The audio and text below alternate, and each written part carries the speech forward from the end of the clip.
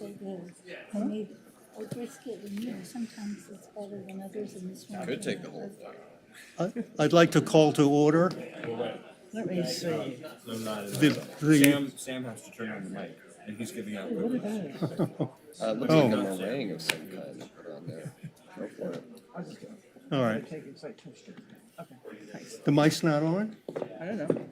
Yeah, it's on. What on earth is that? Oh, the recording, It's on. it's on? We're not yet recording because we're waiting for. No, Yeah. then you better wait till you finish handing out.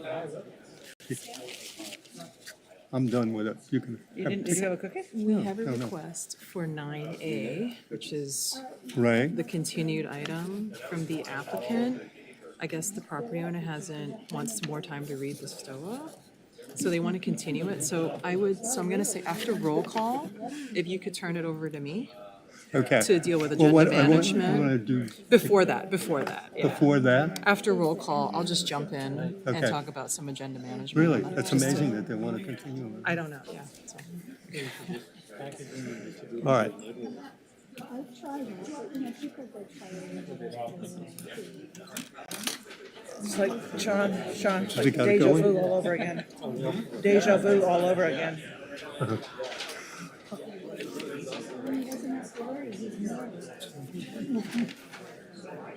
it's, everybody, it's 6:05.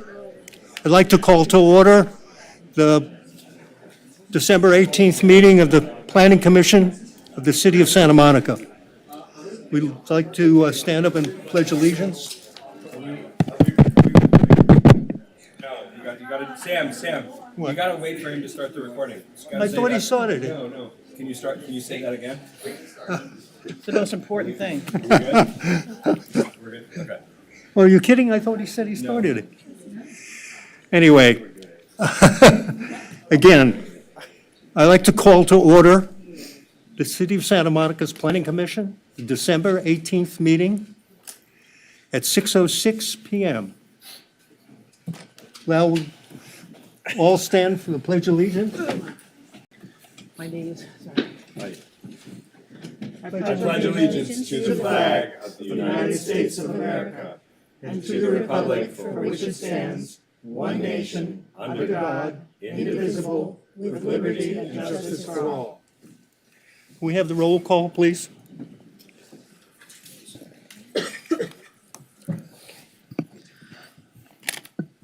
Commissioner Chaco, Yep.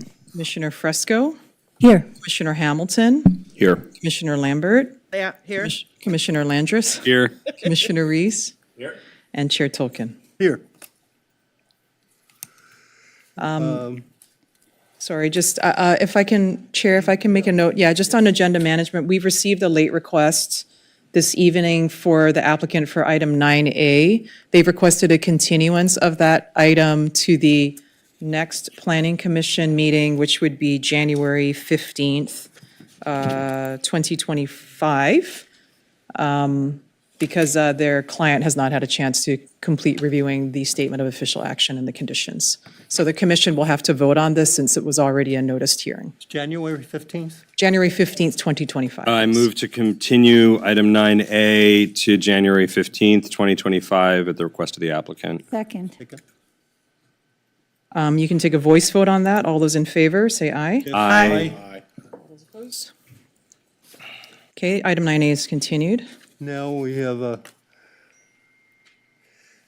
presentation? Yeah. What? No, it's But no, recognition. no, before that, we were going to do a David Martin. presentation to David. Oh, Yeah. yeah.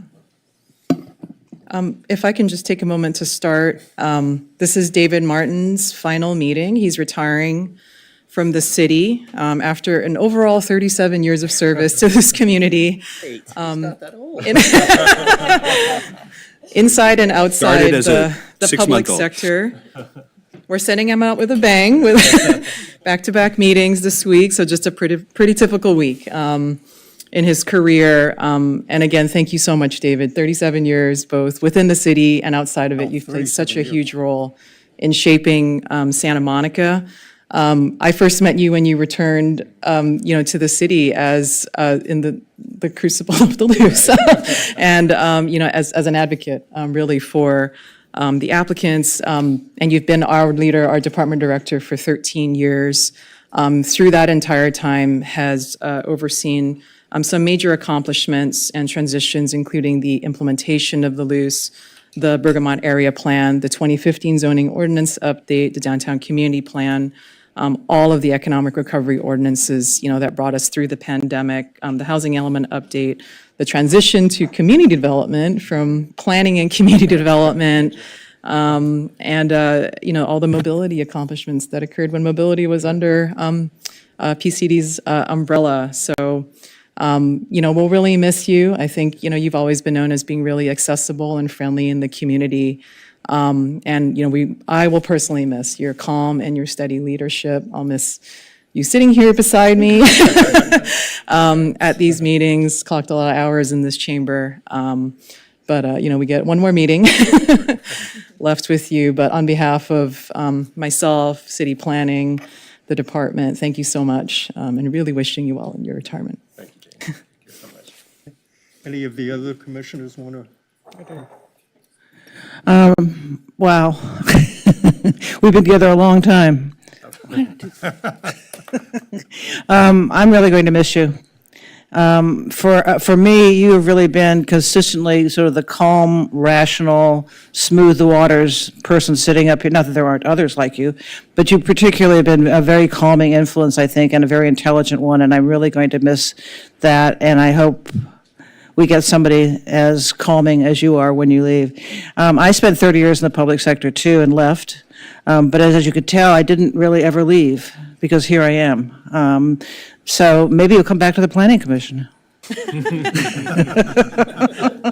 I wish you the best. Have fun, travel, read, enjoy, and thank you for absolutely everything. Thank you, Leslie. Nina?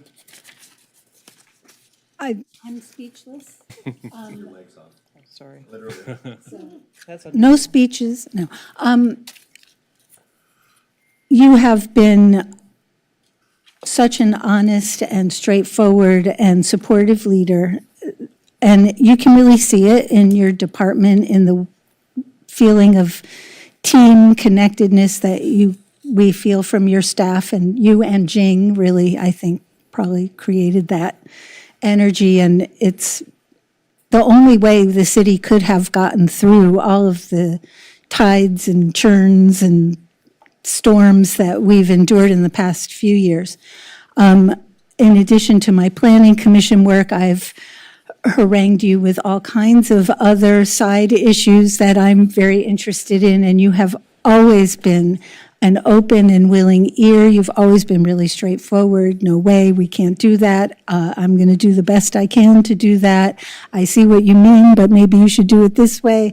Whatever it is, I always felt that when I spoke to you, I was going to get a straight answer and a clear answer, and you're unflappable, basically. And I don't know what we'll do without you. We really need that now to continue to get through. And our commission, we did not violate the Brown Act because we only talked about David.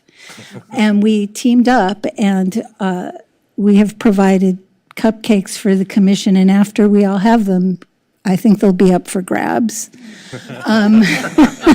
Homemade. There's 24, so. And we also have a card for you and a little gift, which we'll give you at the end of the meeting so we don't distract you from all of our exciting business. But thank you so much. A pleasure. We have one chit. Well, can I speak? Do you want to speak? I would like to too. Okay, yeah, I'll everybody has said it, but I think one of the privileges of being vice chair or chair of this commission is getting monthly time with David and Jing. So I really, when I was vice chair for Leslie, and then when we were in person in your office, which was a pleasure, and I always looked forward to those meetings because clearly you had you had a vision and you have a way of bringing people together around it that is a true skill that I hope our city doesn't lose, even though you won't be an employee of the city. And then when we were online during the pandemic, we had to keep that going. And I don't think it's possible to overstate what you took on during that time. You and Andy and others, when leadership was so desperately needed, you stepped up in ways that I think none of us will ever fully understand, but we all should appreciate. And I know you had many sleepless nights and endless days. And so I think, for the record, it's fair to say that you have like 74 years of service to the city. Because I think they were probably at least 16 to 18-hour days. So thank you, and please don't be a stranger.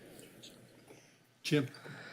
Yeah, I'm going to be quick. I'm going to say ibid to everything else, everything that was said here. You know, we've been really lucky to have you. Your 37 years indicates what a great tenure you've had. And to end up here in Santa Monica running a major department is a big feather in your cap. So where I guess I'd like to leave it is congratulations on your retirement. And I hope retirement is incredibly fun and exciting for you. And have fun and don't come back here until you're ready. Thank you, Jim. I'd just like to thank David for his calming influence and service to the city for so long. I didn't realize how long it was. You look too young. Thank you, sir. Anyway, we have to now ask for the planning director's report. Do we have a check? We have a check. Oh, yeah, we have one check. Jerry Rubin, sorry, Jerry.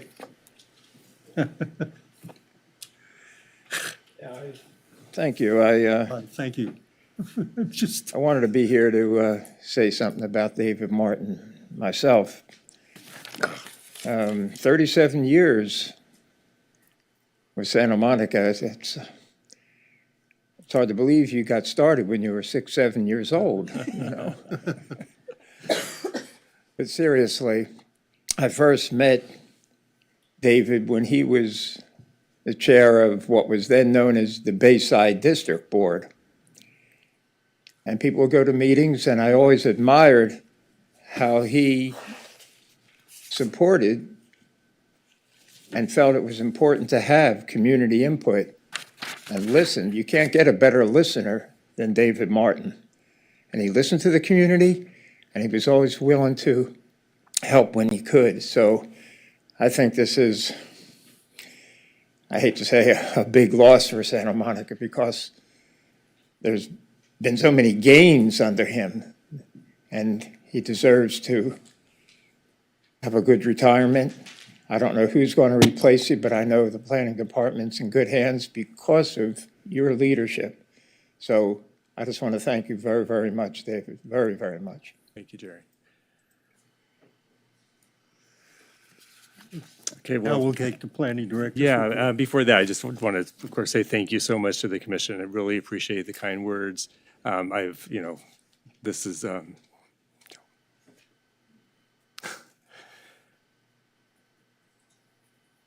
I knew I would get emotional, but it's just been a pleasure. I mean, this is exactly the kind of job I hoped I would have. I didn't think I would.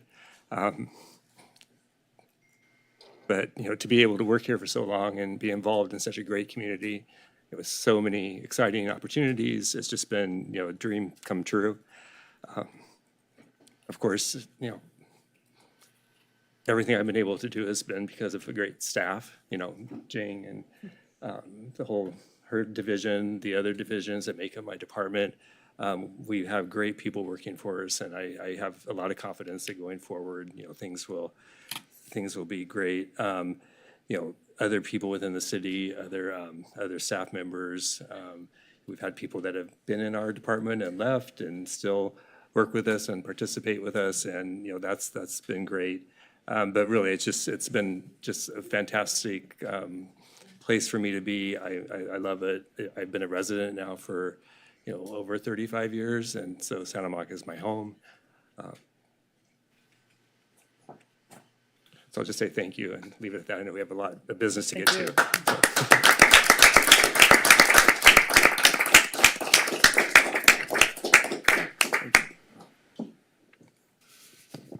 So upcoming, so January 1st, the meeting was canceled, so you have that night off. That was my last act of kindness towards you. I made sure that. And then following that, January 15th, there's a resolution of intention for state law compliance. And then there's also the 2024 legislative update. Recent ARB decisions, so this past Monday, 1217 Euclid, 100% affordable housing project was approved with conditions. 1931 Wilshire, that's another mixed-use project that was continued with some comments, so they'll need to come back. 1435 Fifth was approved with conditions, and then 1673 Ninth, that was also approved with conditions. Landmarks Commission on January 13th, the commission will review a landmark designation for 26 Arcadia Terrace, and then also a designation for 1958 20th Street. And then recent city council actions on December 10th, there was the installation of the new city council. And then just last night, the council approved a interim zoning ordinance to extend cannabis operating hours from 6 a.m. to 10 p.m., and that's to be consistent with state law. And then also they, under a 16-item, directed the planning staff to come back with a amendment to the ordinance to remove the 1 acre threshold for housing projects, and also to align the definition of housing projects with HAA. And then upcoming at City Council, January 14th, is the airport conversion project draft guiding principles. You'll hear more about that in just a few minutes. And then on January 28th, the safety element update and a final map at 1448 7th Street. And that concludes my report. I have a, oh, I'm sorry.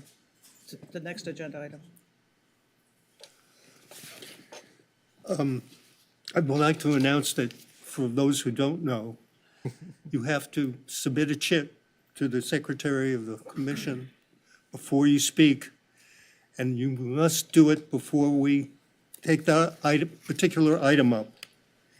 And we cannot listen to anything or rule on anything that doesn't come normally before this commission. So, is there any input from commissioners? I have one. Is that announcements? Yeah, that's announcements. I just want to share, and maybe I'm the last person to figure this out, but I looked at the housing performance dashboard today on the computer, and I looked at the 6th RENA cycle and how we're doing. And unless I'm misreading it, we are really going gangbusters. And that is a tribute to you guys, to David and Jing and your whole staff, and frankly to us for adopting a progressive housing element. We are at 7,731 units, either finalized, pending, or under construction. I mean, I was amazed, because our goal is, 9,000 something? And we are very close to our goal halfway through the housing element cycle.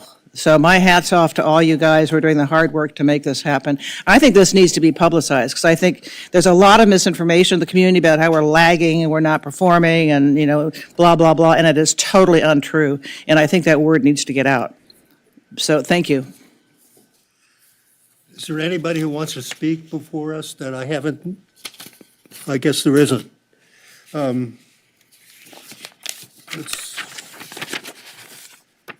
There's nothing on the consent calendar, number 7. So.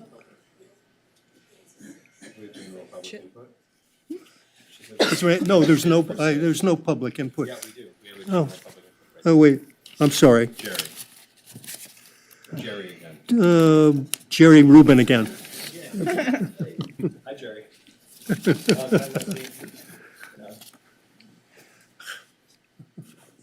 Jerry Rubin, Santa Monica. I'm a One of these days.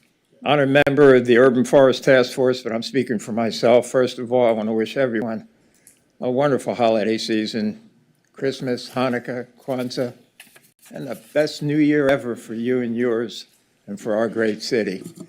I wanted to say I'm very excited to hear from the leaders of the Santa Monica History Museum that they're going to do a very special program on January 29th on the history of Santa Monica trees.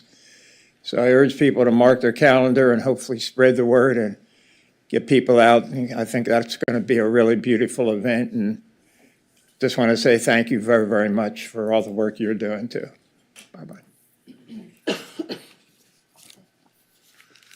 All right, there's nothing on the consent calendar, so we'll go to the study session, and staff will present something on the presentation and discussion of the airport conversion project, the guiding principles. Are we going to hear that?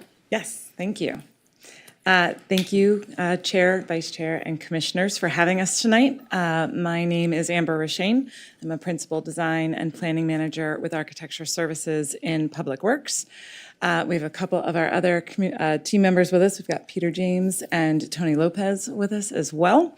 So we're here to answer all your questions after the presentation.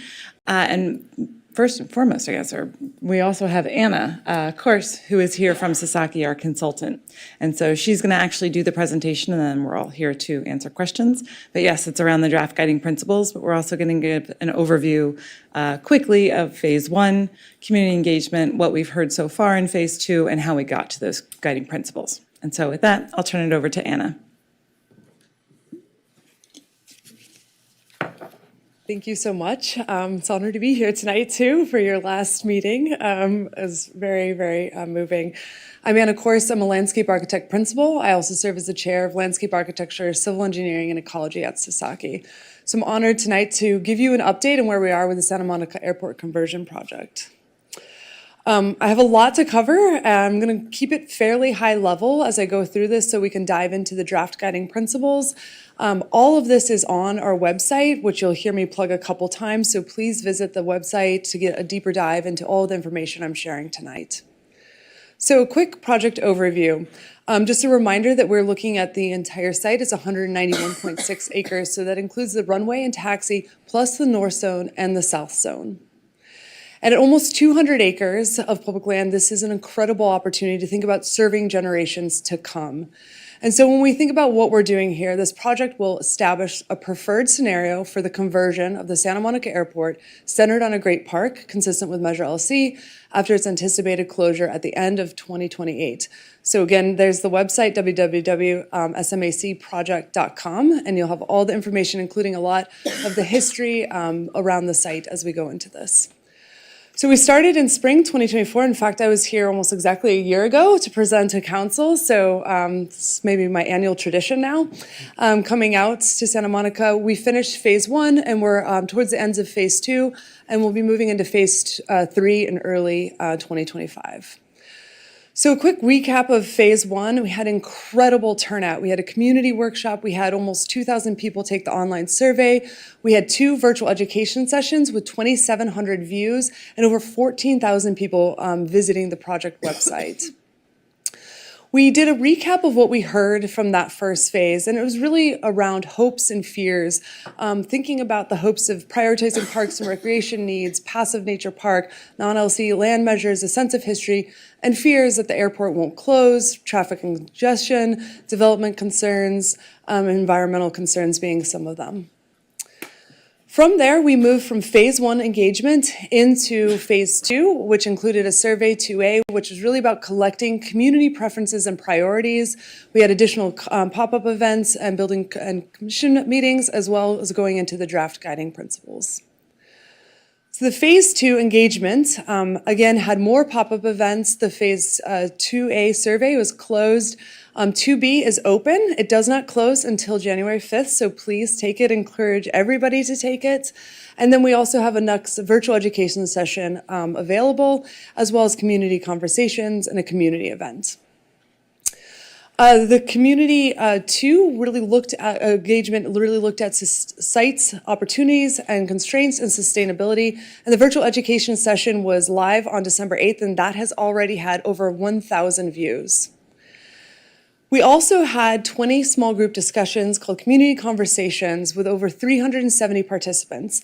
This was really important because it gave us sort of a qualitative view of conversations and what the community was thinking about for the airport conversion project. It led us to understand what they were excited about, what the needs were, what the concerns are. And what was really important is we were able to hear from some folks that might not typically come to a community open house or take the survey. One example is the Ethiopian community came together and said that they're really excited about a community center where you could share their cultural history with the rest of Santa Monica. So these are really, really great conversations for us to understand a little bit more what Santa Monica is thinking. So as we marched into Survey 2B, we had a great sort of open house on the 7th, and we're asking questions about the draft guiding principles. The phase Survey 2A had a couple really incredible highlights. We had over 6,000 responses on that. And if anyone took that survey, it was not short. It was very long. So we were actually really, really happy with the amount of folks that took it and the completion rate. The other great metric here is that we had over 48% of people saying that they did not participate in the first phase, which is really good, and it's an indication that we're starting to reach more people as we do engagement on the project. We evaluated all the zip codes. I'm really excited to see that there's a lot of interest from the Santa Monica residents, really focused on the site, and that when we did a deeper dive, looking at over 50% of folks have lived here over 11 years. So really familiar and invested and excited about the future of the Santa Monica Airport. At Sasaki, we like to constantly evaluate how we're doing in engagement. So with community conversations, our surveys, our community events, we want to come back and do a deeper dive and understand the demographics. And we'll admit that it was trending a little bit older and a little bit wider. And so that's why the community conversations are really important to ensure that we're hearing from the youth, that we're hearing from diverse groups of people giving us their feedback. We asked the question in the 2A, what are some potential project uses? And I want you all to read this in detail. I'm just kidding. Really what we want to take away is themes from this. And what you'll start to see is most liked and least liked. And most liked, a lot of people are very excited about passive recreation, but not too far behind that is active recreation. And so we can start to take those themes and learn from this. So top 10 land uses were park or park supporting land uses. Of the 15 land uses per Measure LC, 83% would not require a ballot measure, 17% would. For the 41% of least liked active recreation, the primary activities focus on golf, equestrian, sports fields, and venues. We think that's because there's a lot of really great sports fields, so people are kind of interested in seeing kind of the complement of that in passive recreation. And then housing ranked within the top 50, actually 39th on most liked, but also ranked high second as least liked. We asked the question on sustainability practices and features that you want to see here, and the top practices really focus on nature, ecology, water, and climate change. We asked the question, what would increase your support for the plan? And again, you're going to start seeing these themes happening, focusing on nature, recreation, sustainability, and community. And then we also asked the question, how do you want to feel after the closure, after 2028 when you're out there on site? And the number one response was safe. And what we can take away from that is people need to feel safe before they can feel curious, joyful, active, playful. So that's something that we're going to take into consideration as we start getting into scenarios and design. So a couple big takeaways from this survey. Youth opinion matters. We want to think about the next generation. There's a slightly more support for passive uses, but active was also fairly high too. Balance neighborhood amenities with destination activities. Explore public-private partnerships, thinking about funding and also operations, maintenance, and programming. Extend non-aviation leases beyond 2028. Adaptively reuse the buildings and structures. Continue emergency and resilience roles, and first responders presence. So that feedback led us to the draft guiding principles as well as a deep dive into our opportunities and constraints. And so this is just a sampling of one of the diagrams that we did. We did a thorough analysis of view sheds and actually looked at where you would have certain views on the site and at what level and height would you need to go up. And so thinking about optimal views of the Pacific Ocean, thinking about city views, the mountain views, and all of this analysis will be part of how we dive into the scenario and design. We also looked at this through kind of a urban design lens, thinking about potential gateways, the permeable edges, where are those essential views and how we can really maximize that, and really thinking about this as a future hub for the city of Santa Monica. We then had a really amazing event on December 7th, our community event number 2. And there was over 400 people that signed in, and anticipated 800 people came to this event. I have to say, in my career, this is the most well-attended community event I have ever seen. So I just want to applaud the city of Santa Monica. This is fantastic, and we're continuing to get feedback as people are taking the surveys and playing the Balance Builder game. So this has led to our project mission. The Santa Monica Airport Conversion Project is a once-in-a-lifetime planning effort for Santa Monica to create a preferred scenario centered on a great park consistent with Measure LC. The future scenario will enhance connections to the rest of the city, create a quality public realm, and increase the quality of life for residents, workers, and visitors of Santa Monica. We started to build off of that, creating guiding principles. And so guiding principles are really value statements, and they're really a way to look at the success. So as we go into doing scenarios, we're going to be evaluating them against the guiding principles. And each guiding principle has a thesis, a description, and a key goal. Hopefully you've had time to read through some of these. If you haven't, they're on the website. Again, I'm going to keep plugging that website, and they have all of this in more detail. These are the 5 draft guiding principles and where we are going, and I'll go through each of these in a little bit more detail. So the first one is starting with nature. This is all about natural environment. This is about rewilding spaces and celebrating the environment, thinking about climate resilience and sustainable stewardship. And starting with nature, we have a couple goals. We want to think about being immersed in nature and creating habitat. We want to enhance park and public spaces in Santa Monica. And we want to showcase the really unique ecosystem services that are specific here to Santa Monica in the region. A couple examples of this are urban forests, nature parks, arboretum, wildlife meadows, gardens, are different ways to kind of see how that guiding principle could come into play. The second guiding principle is inspiring wonder. This is about connecting individuals to powerful, far-reaching ways, uniting people, creating unexpected wonder and connection, creating spaces for events, athletics, and celebrations, showcasing creativity and art, and ultimately creating a place that is welcoming to all. So to inspire wonder, a couple of the goals is having the ability to create space for the creation of art, thinking about a diversity of inclusive play typologies, thinking about a design that is culturally and generationally inclusive, that we're balancing that active with quiet spaces. I like to think about where the introverts go and where the extroverts go, ensuring that that's in balance, and then having a legacy of innovation. A couple examples of that: sculpture, garden walks, thinking about art galleries, outdoor movies, small amphitheaters, and adventure playgrounds. The second guiding principle is balancing economics. And so this project should achieve an economic equilibrium. And so we want to think about the financial responsibility for the project to be defined as a composite of revenue generating activities. We want to anticipate fossil-free future. We want net zero waste and net zero energy, as well as water self-sufficiency. A couple of those goals is thinking about a sustainable income for the operations, maintenance, and programming. Thinking about having reliable funding sources. We want clear and defensible community benefits. Again, going back to sustainability, thinking about net zero energy. Thinking about this as being an incredible opportunity for heat refuge, and then prioritize reusing and recycling. So some of those examples, maybe it's a food hall, small cafes, a restaurant, indoor sports spaces that will really do a deeper dive as we start to think about the economics of the future Santa Monica Airport. The fourth is amplify versatility. We want to create a space for the everyday. This is where you're going to come, have a coffee, go for a walk, but also the big day where you're coming with family, you're coming for a big event. We want to think about that flexibility in public spaces and programs, and we want to prioritize that versatility so visitors of many backgrounds, needs, exercise, and recreation can come here. We want this to be immediately useful to visitors with programs that think about those spaces, and we want to contribute to physical, mental, spiritual wellness.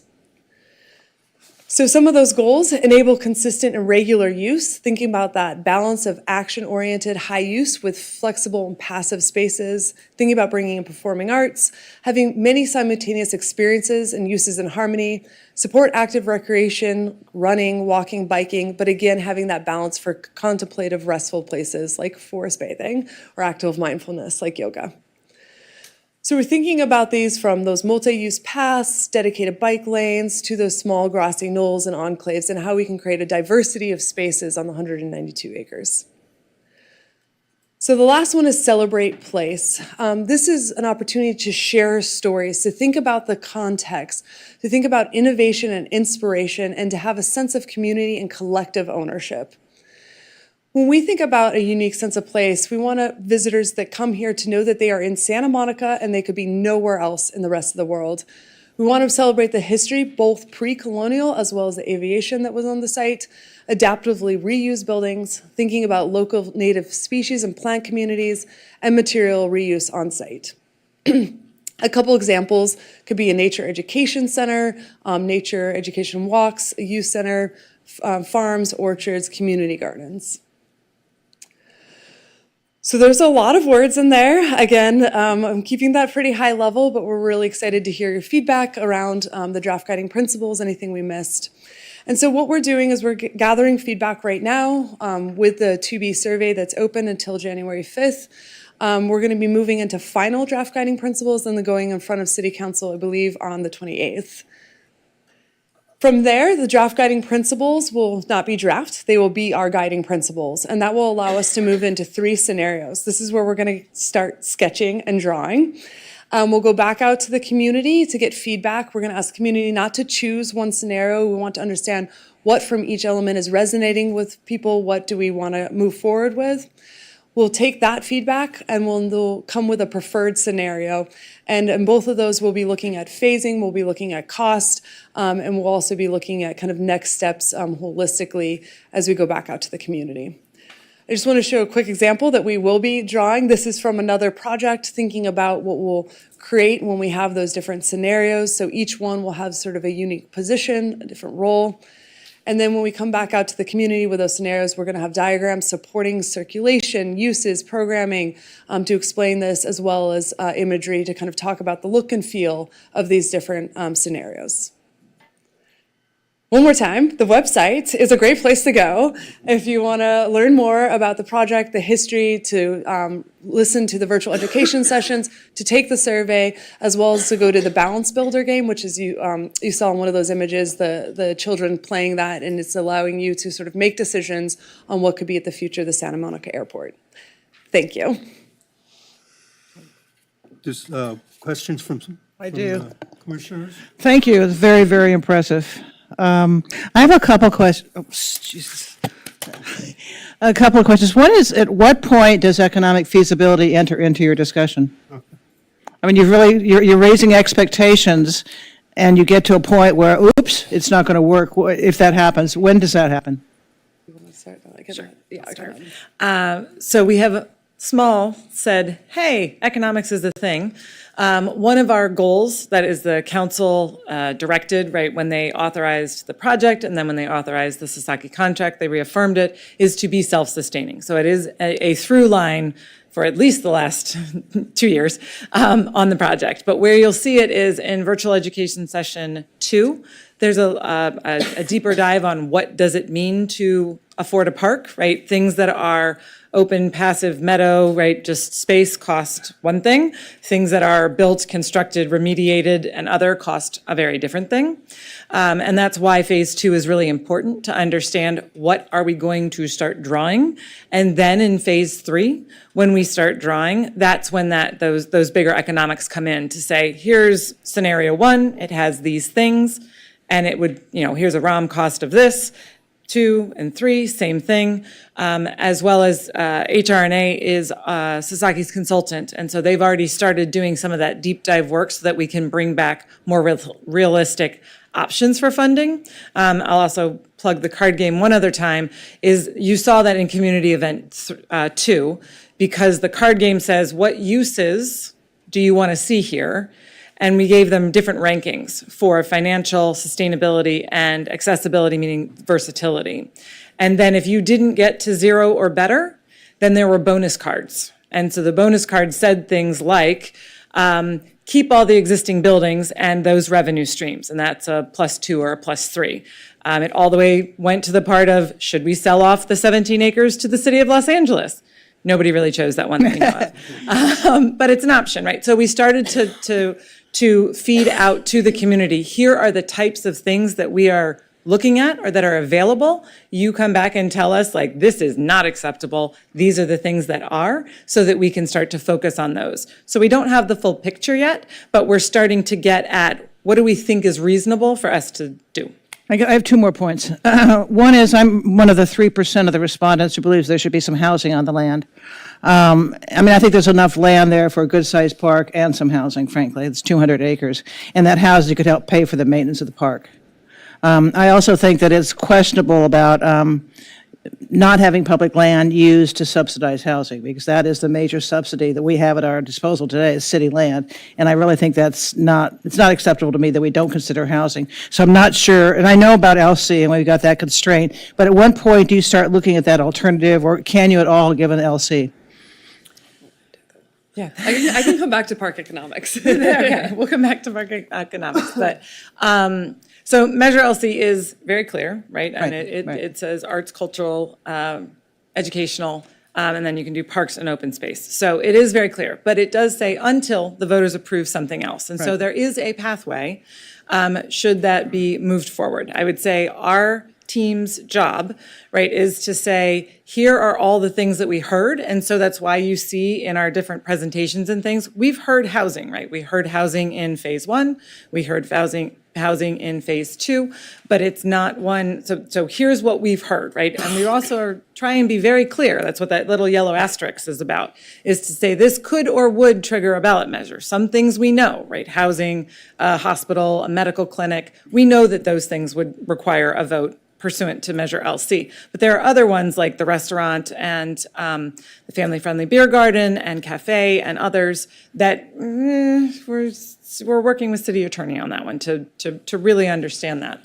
And so our job is to bring that forward to council, and then council will make decisions. Well, one thought that I've had is that this could be the only opportunity in Santa Monica to provide home ownership opportunities to first-time home buyers. Middle-income people don't have a chance of buying a housing unit in Santa Monica, but given the land write-down possible here, we could make that happen at the airport. And I think that might be a hook to interest some people in pursuing that option. Finally, believe it or not, I'm the executive director of Friends of the Hollywood Cap Park. You had mentioned, yeah, I know, great, real distinction. You had mentioned a Friends organization in one of your recommendations. This is a nonprofit.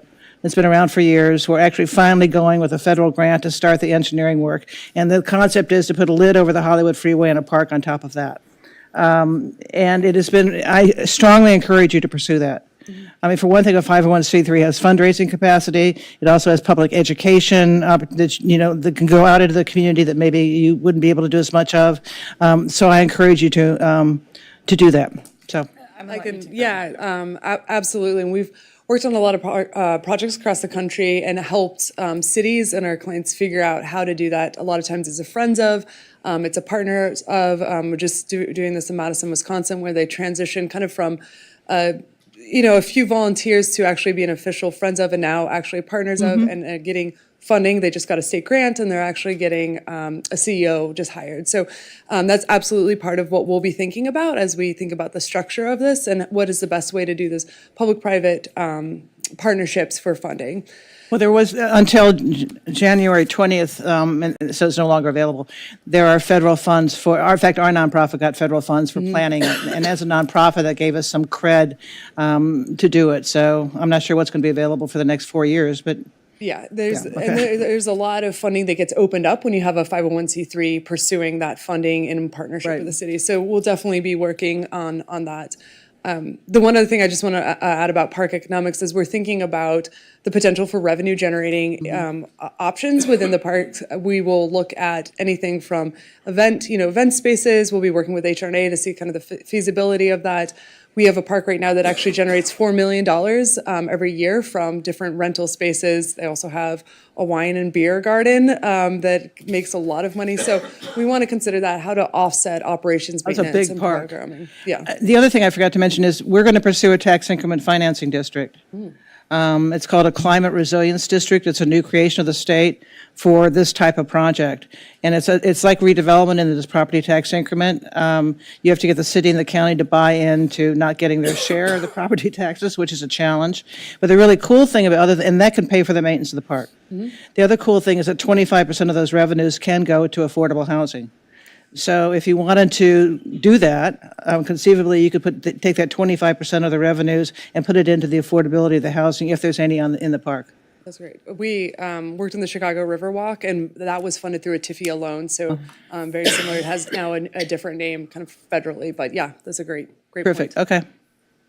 I have some questions. Thank you.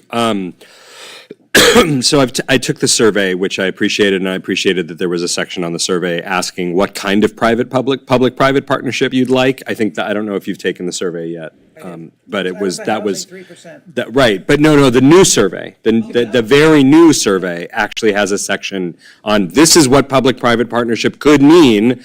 And I found that really, really helpful. So thank you for including that. I have a couple of questions.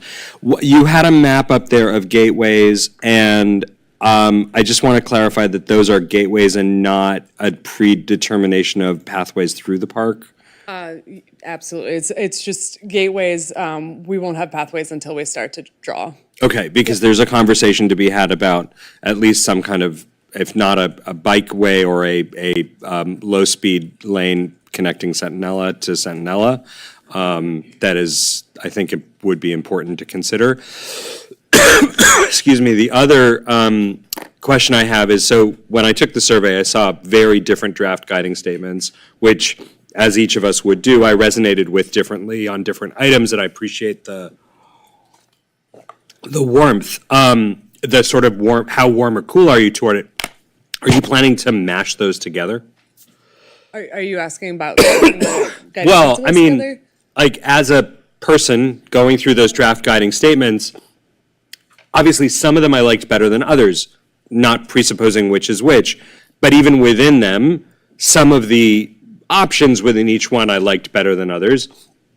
So if you were going to write like my draft guiding statement, it would take a little from number 1 and a little from number 2 and a little from number 3, right? So that's my question. When you get the community feedback, are you going to take those inputs and then kind of merge them into maybe 3 broadly, distinct draft guiding statements that can take you to the next phase? Or are you going to pick one of the 5? No. It's sort of all 5. Yeah. Really, like, did we miss something? So what I think Right. what you're asking, that's why the survey closes at the beginning of January, is that we need that time to analyze it and then refine the guiding principles that will go before council. Okay. And so we're not going to say this one person thought these things, but there's general consensus that under any one of those guiding principles, these 3 bullet points all got very high. This one was kind of low, and people made comments about something at the end. So we can roll that in and understand how we should adjust or tweak Right. whatever it is. And if there's one that everyone's like, we hate this guiding principle, then maybe we would get rid of it or something. Right, I mean, because you could conceivably also have I'm going to make this up, a privately funded ice hockey rink on top of a water-saving cistern surrounded by beautiful native wildflowers, right? Like, you could, and that's, I think, guiding principles, I'll make this up, 1, 3, and 5, right? So that's what I'm trying to get at, where you go from there. Last question is, so, and I'm thinking about other airports that have been converted to parks. Obviously, Meigs Field is one example, but Tempelhof is another. This can be staged over a century, right? Are you going to be providing phasing that allows us to start somewhere, gives us an initial use case, allows us to take advantage of the airport being closed, and then allows us to take advantage of some rewilding, and then says in 10 years, we're going to build this thing if we find the money, and if we don't, we won't, but, so that the community is not presented with it's all or nothing. Absolutely. So funds, phasing will be a huge part of this. We'll think about phasing as we get into the preferred scenario. We will have kind of high-level phasing approaches for the 3 scenarios, but the preferred one is where we're going to do a deep dive, and we'll think about that tied with funding and cost as well. And we want it to, be a little bit flexible. So if funding comes in, if we're able to secure grants, if we're able to, have a big capital campaign and have philanthropic dollars come in, we could sort of think about the phasing in that way. But ultimately, we will want to think about what happens on day one, and then what is that going to take to build out. And while I don't agree with Commissioner, I'm really pro-housing, but I'm not anxious to put housing on this site because I think it's, for all the reasons that we had LC. However, I recognize that 25 years from now or 50 years from now, the next generation of Santa Monicans might come to a different decision. But we could do some stuff right now that would make housing impossible, that would make all kinds of uses on the site impossible. As you're phasing, are you going to try to maximize future flexibility so that future generations, if they want to take the park in a different direction, are not constrained by prior generations? That's a great question. We've worked on projects for 20 years. The Smell Riverfront Park in Cincinnati, I think we're on year 22 of that. So it was even before before my time. But what we want to do is create a detailed plan. So the final preferred scenario is going to be detailed. And there will probably be some flexibility built into that. We're not sure what that is yet. I think our goal is to create spaces that have flexibility once designed so the community can come in and kind of take ownership over that. Great. And I think we've seen that in a lot of our parks that have opened where there's uses that you never would have expected. And that's exactly what we want, is for that ownership, that stewardship to come together. Okay, thank you. Nina? Thank you for your great process and your great presentation. I tend to take the historic point of view on things, and in 1926, among many things that they were discussing when they purchased this land, was that it was a once-in-a-lifetime opportunity. And we're so lucky that the way they managed that opportunity allowed this next lifetime to have another opportunity to do something with it. And it's actually a bigger site. It was 173 acres then. And so it's actually grown. And so to me, one of the things, whether it's housing or not housing or restaurants or soccer fields or passive forests, is the idea that we preserve a new opportunity for another generation, that we don't end up chopping it up and just melting it into the grid, but that it remains a unique and distinct, special place, because those opportunities for every generation are priceless. So that's my input on that. Thank you for your comment. Commissioner Hamilton? Yeah, thank you for a great presentation. I'm of the camp where I actually think it's going to be potentially the easiest part of this, and the funding will be to build this park. I think there's going to be county resources and state resources, potentially federal resources that will come in and over time help us, remediate the land, do the demo, and create this park space. I'm a little more shaky on, are there ongoing sources outside of the city of Santa Monica to maintain the park, outside of public-private partnerships and turning this into a revenue-generating piece of land? Are you aware of any other, because I think it's going to be funded through a number of different sources outside of the city, but what about on a sustaining basis? Are there subsidy sources out there that would help offset the cost of this park to the city? That's a great question. We'll, I think, dive into that. I think when you have the public-private partnership, or if you think of a Friends of, a Partners, or a Conservancy that runs that, ultimately that's where they're able to kind of get additional funding. And so that organization, seen this on projects where it starts with a few folks, can actually be run by 40 staff, and they're able to actually start looking for the funding outside of probably, the city itself. Yeah. And then that, maintenance of this site is going to be something we want to consider in these preferred scenarios. When we talk about a beautiful restored landscape, a wild prairie, that actually has one of the highest maintenance costs to ensure that it stays that way. And so we want to build that in so we kind of have a rough order of magnitude, not just the cost of building it, but also to maintain, operate, and program it. It's interesting. Yeah, because I would have thought, because I love the idea of starting with nature, and what can be the lowest cost option seems to just be to return this to nature, and which is an option I really agree with. But you're telling me that's actually a more expensive and consuming use. Yeah, I mean, there's again a wide range of what it means to return to nature. But if you're thinking about actually climate change and resilience, and we're starting to think about species and kind of seed collections that we're bringing here to create native prairies, to maintain that and to get that well established, there is a higher maintenance upfront. Okay. Once it is established, yes, absolutely, it should be a little bit lower. But again, those are things that we'll consider as we start getting into the design. Okay. And I just wanted to clear something up. So in no place within the footprint of the park can housing be constructed without going back to the voters. Is that right? Yeah. That is our Yeah, okay.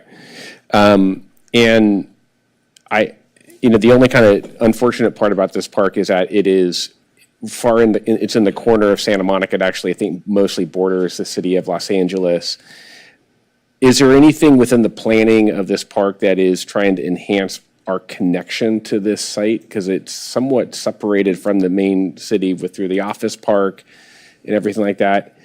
Is there I saw in your diagram that you're thinking through this, but is there a way to look at this park as extending even farther into the city through like bike trails or pedestrian paths, things like that, to help bring people to the park? Yeah, so again, we have, I think it's 140 pages of our opportunities and constraints, and so we really zoom out. We actually go regionally when we think about ecology, and then at the city scale, when we start to think about transportation, we think about walking and biking opportunities. We did an analysis called an isochrone analysis, where we looked at the different times that it takes either to walk, to bike, and what are those barriers. And so that analysis will help us think through some of these design ideas that we'll put forth. Our focus is the 192 acres, but that's only going to be successful if it has great connections and we're able to get people to there. Right, to the site. right. Okay. All right. Thank you. I have a question for you. Have you figured out a timeline for this? The environmental issues of taking out the airport are significant. They're not to be, and the cost. So I haven't seen any timeline for this development. Sure. So yes, we are thinking about it. I would say the process with Sasaki does not go through CEQA onto closure, but the outline of it. This process should conclude by this time next year. So you may see Anna again. It's my In annual December. tradition. She's just going to keep coming back. But the idea is, right, we're not presupposing, right, CEQA. You can't say, well, this is what we're doing and we're just going to do CEQA. So we are very cautious to say we are exploring, right, to figure out what our version of a preferred scenario is, and then we'll start the CEQA process, because we do know that in order to close an airport in the state of California, you have to do an environmental impact review or report, and that CEQA process. And so that would start in '26. We expect that that'll take two and a half years for whatever they come back with and going back and forth. And so that then allows council to review that CEQA document, certify it, vote for closure at that time, because they can't vote to close before that. Then there's also municipal code changes that would have to change, right? We have an airport right now. We are allowed to have that. All of those things have to change. And then we have to send the official notices to the FAA, the regional director, DOT, and a couple of other ones. There is an info item that the city put out in April, if you really want to understand kind of what those steps to closure are. and you'll see that come up. When we go to council, it'll be in the staff report as well. And so there's some links and things in there, or at least there are right now. We'll see what comes through before it's posted. But that's kind of what we're looking at. And so the CEQA process will be based on what our preferred scenario out of this process is, but that's not contracted at this time. But we have also, we know there's going to be additional cost for that. And again, it's one of those, we can't close the airport without doing CEQA, and therefore we have to have a preferred scenario. And so that's why we've started this process. Peter has been on the project for a while, and we've started not as soon as we would have liked, but there is a pesky pandemic in the way, and so we're going as quickly as we can. There is still a path to get to closure for us, and still do all of those regulatory requirements, but we don't have those in place yet. Commissioner Sacco. Thank you. I really appreciate your presentation, and I'm excited to see the process evolve. I also took the survey, and I have an observation and a question. Maybe it's just me, but my own tendency, because they're all good things to have, was to rank everything really high, right? And I'm assuming from the way you've described it that these guiding principles are going to be used for evaluating scenarios. And the only thing that I could see as a criterion for making trade-offs was the economics. So I'm kind of curious, when you have your three scenarios, maybe you can touch a little bit on how you intend to evaluate them using the feedback. I'm hoping that from the community, everybody won't be like me and wanted, ranked everything as their top priority. So. I think what we'll look at for the three scenarios is we want them to hit all of the approved draft guiding principles, but we might turn up the volume on one of the scenarios for one of the guiding principles, whether you've got thinking about that in economics terms, whether you're thinking about that as, embracing nature. So we want them to be different enough that people can give us feedback on that. And then as we go to the final preferred scenario, the goal is that there will be kind of a representation of all those the guiding principles in the design. And then we will also use them again when we start to think about phasing. We want to make sure that the phasing hits on each of those draft guiding principles, because if you go with just one, you might, be missing out on funding opportunities, or you might be missing out on some of the other big goals, and that will help us do kind of what we call prioritization for the phasing based on those values.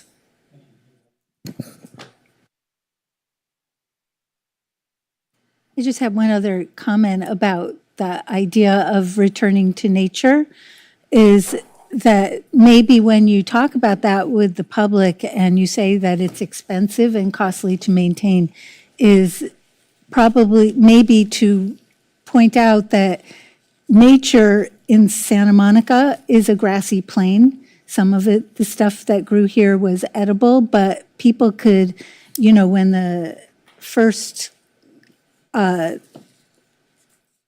missionaries came to the springs over at University High School, they could see the ocean. Things were low. So that's why, those lush environments that you're showing, even if we use native plants, are going to be relatively high maintenance, and people should understand that. So that's a great comment. And something else I think in terms of education too is thinking about the shifting ecologies, and with climate change, we're having different plants at different zones now coming up that used to be more south are now going to be here. So that's something else that we want to be bringing to the community as part of the education and what this would look like.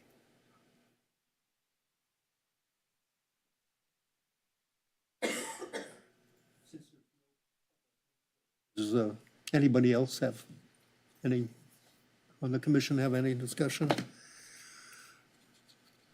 Then we'll go to item 9, which is a continued item, and that item has been continued again. Thank you. So it won't be heard till January 15th.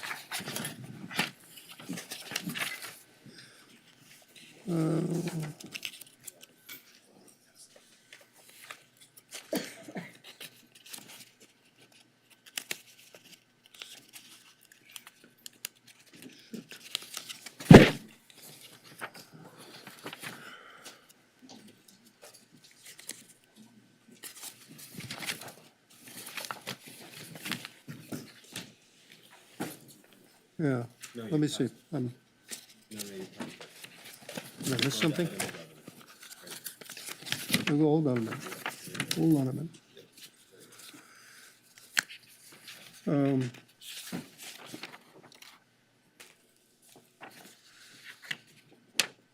The 20th Street. No, we're on.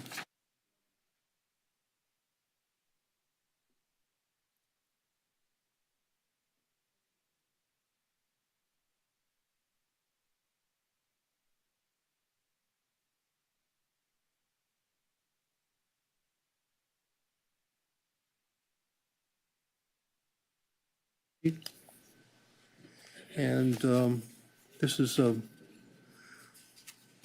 mixed development of residential and commercial, and also hotel. Can we get the staff? We need ex parte. Is there any ex parte? I had a conversation today with Dave Rand, the representative of the owner, and we exchanged a couple of emails, and I've read the submission from Local 11 on the project. Anybody else? Yeah, on December 10th, not realizing that it was coming here, I had a brief conversation with Danielle Wilson of Unite Here Local 11. On the 13th, I had a call with Danielle Wilson, Jordan Sisson, and Charlie Carnow. And this afternoon at 4:30, Jonah Breslau and Charlie Carnow called me regarding the project.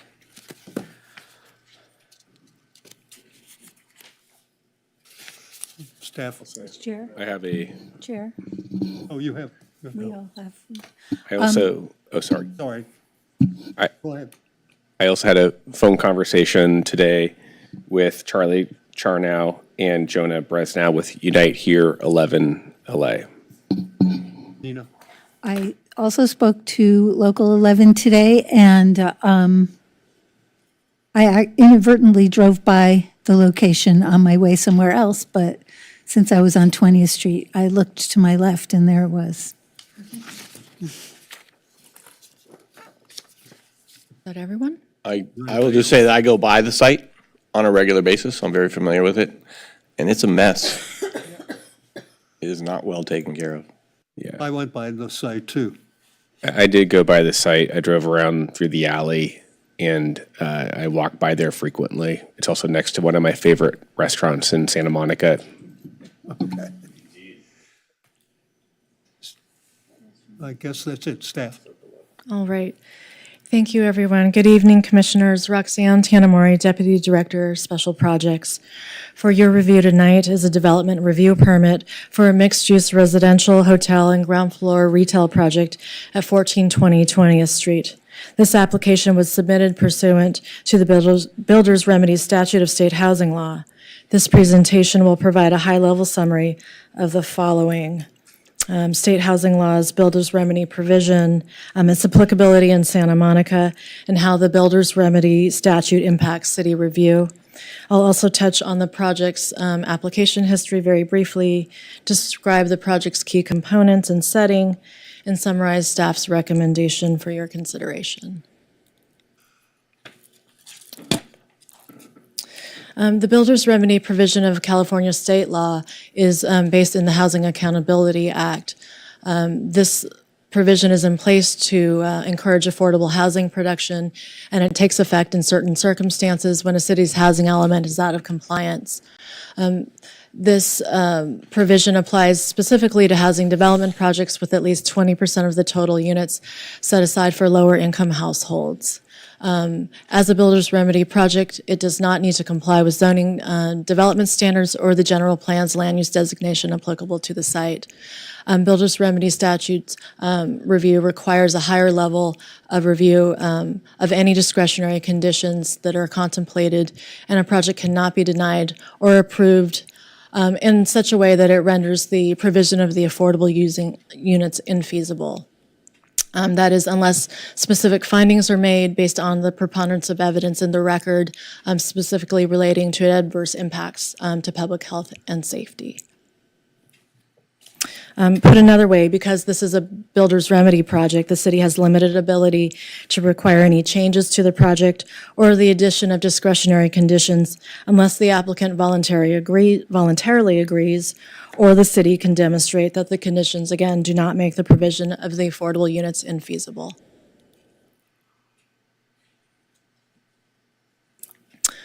Outlined for you is, in terms of applicability in Santa Monica, the builder's remedy provision was an option for applicants only for a limited amount of time, commencing in February of 2022, when HCD notified the city that additional revisions to our draft housing element would be required to meet statutory requirements, until the city council adopted the sixth cycle housing element on October 11th, 2022, which again was pre-approved by HCD on September 6th of 2022, and ultimately certified by HCD on October 14th, 2022. So that was the window of time when a builder's remedy application could be submitted. This application before you is SB 330 preliminary application, which vested the project was submitted in July of 2022 for a 50-unit residential project with ground floor commercial. At that time, we ascertained that a development review permit and preliminary and formal ARB would be required as part of the review. In December of 2022, the formal development review permit was submitted by the property owner. In February of 2024, the project was revised pursuant to state law with an increase in floor area and the addition of the hotel component. More specifically, under SB 330, an applicant can change the project and preserve vesting status as long as the changes do not change the number of residential units or square footage of construction by 20% or more. Most recently, in December 2nd, actually, this project did go to the ARB for its preliminary concept design discussion. Some comments were provided on a preliminary basis, and those are outlined in your staff report. In terms of key components of the project, your project plans are part of this staff report, and there's more description in the report itself. This is an 8-story mixed-use building. It's approximately 63,000 square feet of floor area, 50 residential units, which is inclusive of 10 deed-restricted affordable units, meeting that 20% requirement. There's a 40-room hotel proposed as a component of the project on the first 3 floors of the project. There's ground floor commercial, roof-level amenity space, and 2 levels of subterranean parking.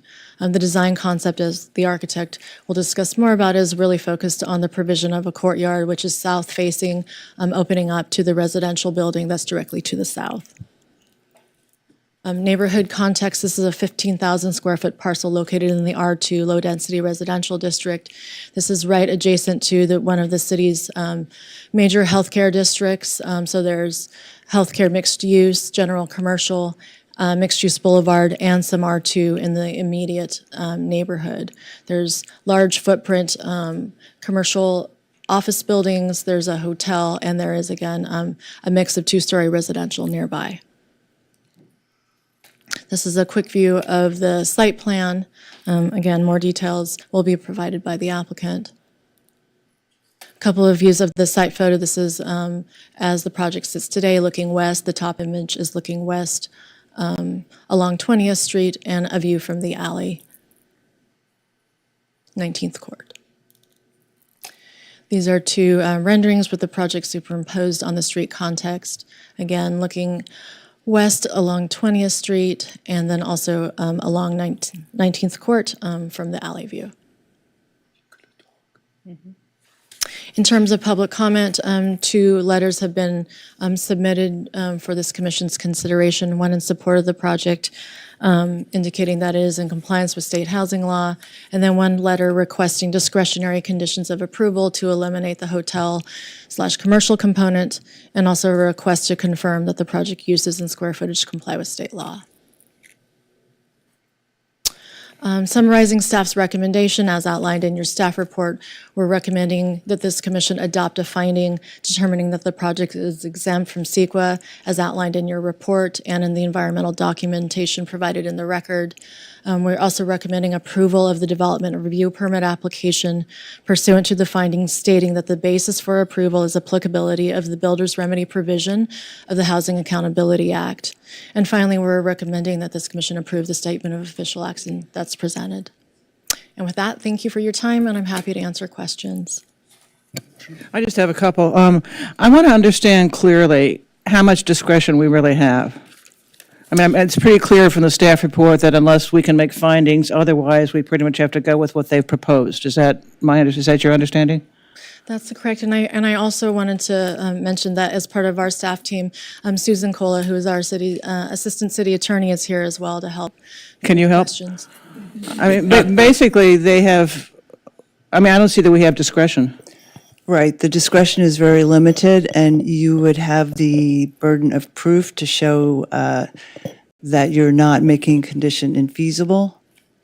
And so, yes, very limited discretion. And how would we prove it's infeasible? You would have to have a feasibility study, you'd have to lay evidence into the record. Well, I've heard today about a piece of legislation that's now law, AB 1893.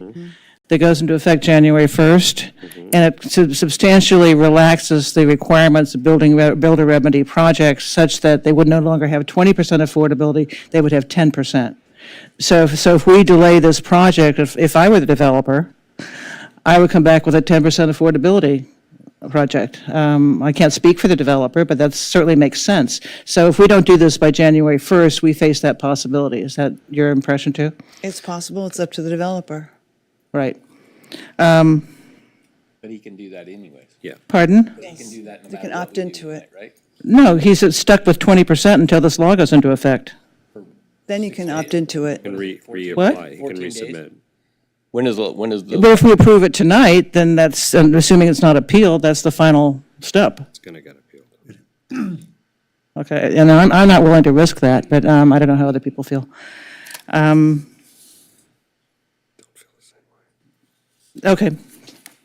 And there was also a point raised about the Affordable Housing Production Program applying to this. Does the 20% state requirement satisfy the AHPP? Or do we even have the right to impose the AHPP? Right, the AHPP is independent, it's part of the zoning code, so in theory, it's not a separate requirement. In other words, we wouldn't consider the zoning requirements got or it. the land use designation. I got it. So basically, everything is waived, And run. within reason. Landris, Commissioner Are you Landris. done? Are you done? I am now. Okay, all right, no, I don't want to interrupt you. Okay, I think, Susan, maybe we could, I really want to understand some things. Okay, so let's start with what we got when we did not have a compliant housing element. I just want to break this down into pieces. Just please help me, correct me if I'm saying something wrong. We were out of compliance. During the period we were out of compliance and subject to the builder's remedy, an application was made for these parcels Correct. for housing Yes. and unspecified commercial use Correct. of 33%. At the time that it was proposed, because we were out of compliance, the position is that the application was subject to builder's remedy processing, and therefore a whole bunch of standards did not apply. So we have a letter from, an interested party listing a whole bunch of things with which the project does not comply, but Correct. at some level, the builder's remedy, that's the point of the builder's remedy, right? It's under D5 of 65589.5. Right. So then we adopt a compliant housing element, and the applicant comes back with a new project, which changes, and they're vested, correct? Correct. So they have certain rights that persist even though we adopted a compliant housing element. Correct. Correct. They're vested and they don't, under state law, the project has not changed as long as it's within that 20% of 20% of the units or the construction space. Right. So they consider it still vested. So, right. So the first question is about the commercial use. So there's a claim made that the hotel use, the proposed hotel use, hotel uses are barred in R2.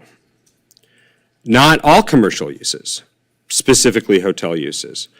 So I'm curious about the city's position on that particular claim. So unfortunately, that's the essence of the builder's remedy and the fact that we had an out-of-compliant housing element at the time that they were vested through their filing of the preliminary application. So in that instance, zoning standards and land use designation are not applicable to the project. Even though they had not specified a use at the time of the application? Correct, because under the law, the only thing that changes the project and basically where they lose their vesting is when they exceed that 20% requirement. There is nothing in the law that says that if you change the use, you lose your vesting. So right now, that is the provision in the law which talks about when you are no longer vested under SB 330. It's And actually a going- combination of SB 330 versus the builder's remedy. but Right, yeah. no, I understand that, but going from no specified use to a use? Right, as long as the project qualifies as a housing development project, which Yeah. says that it's, there's special wording for it, so it has to be no more than, 2/3 can be residential. Right. I mean, a No minimum, less than 2/3 2/3 has to can be be residential, residential. right? Right, okay. So, all right, so I understand the city's position there. Yeah. Now, I had an exchange with staff where I asked about restrictions that could be put on the housing portion, specifically an absolute ban on short-term rentals and furnished units, and I understand the city's position is that we can do that.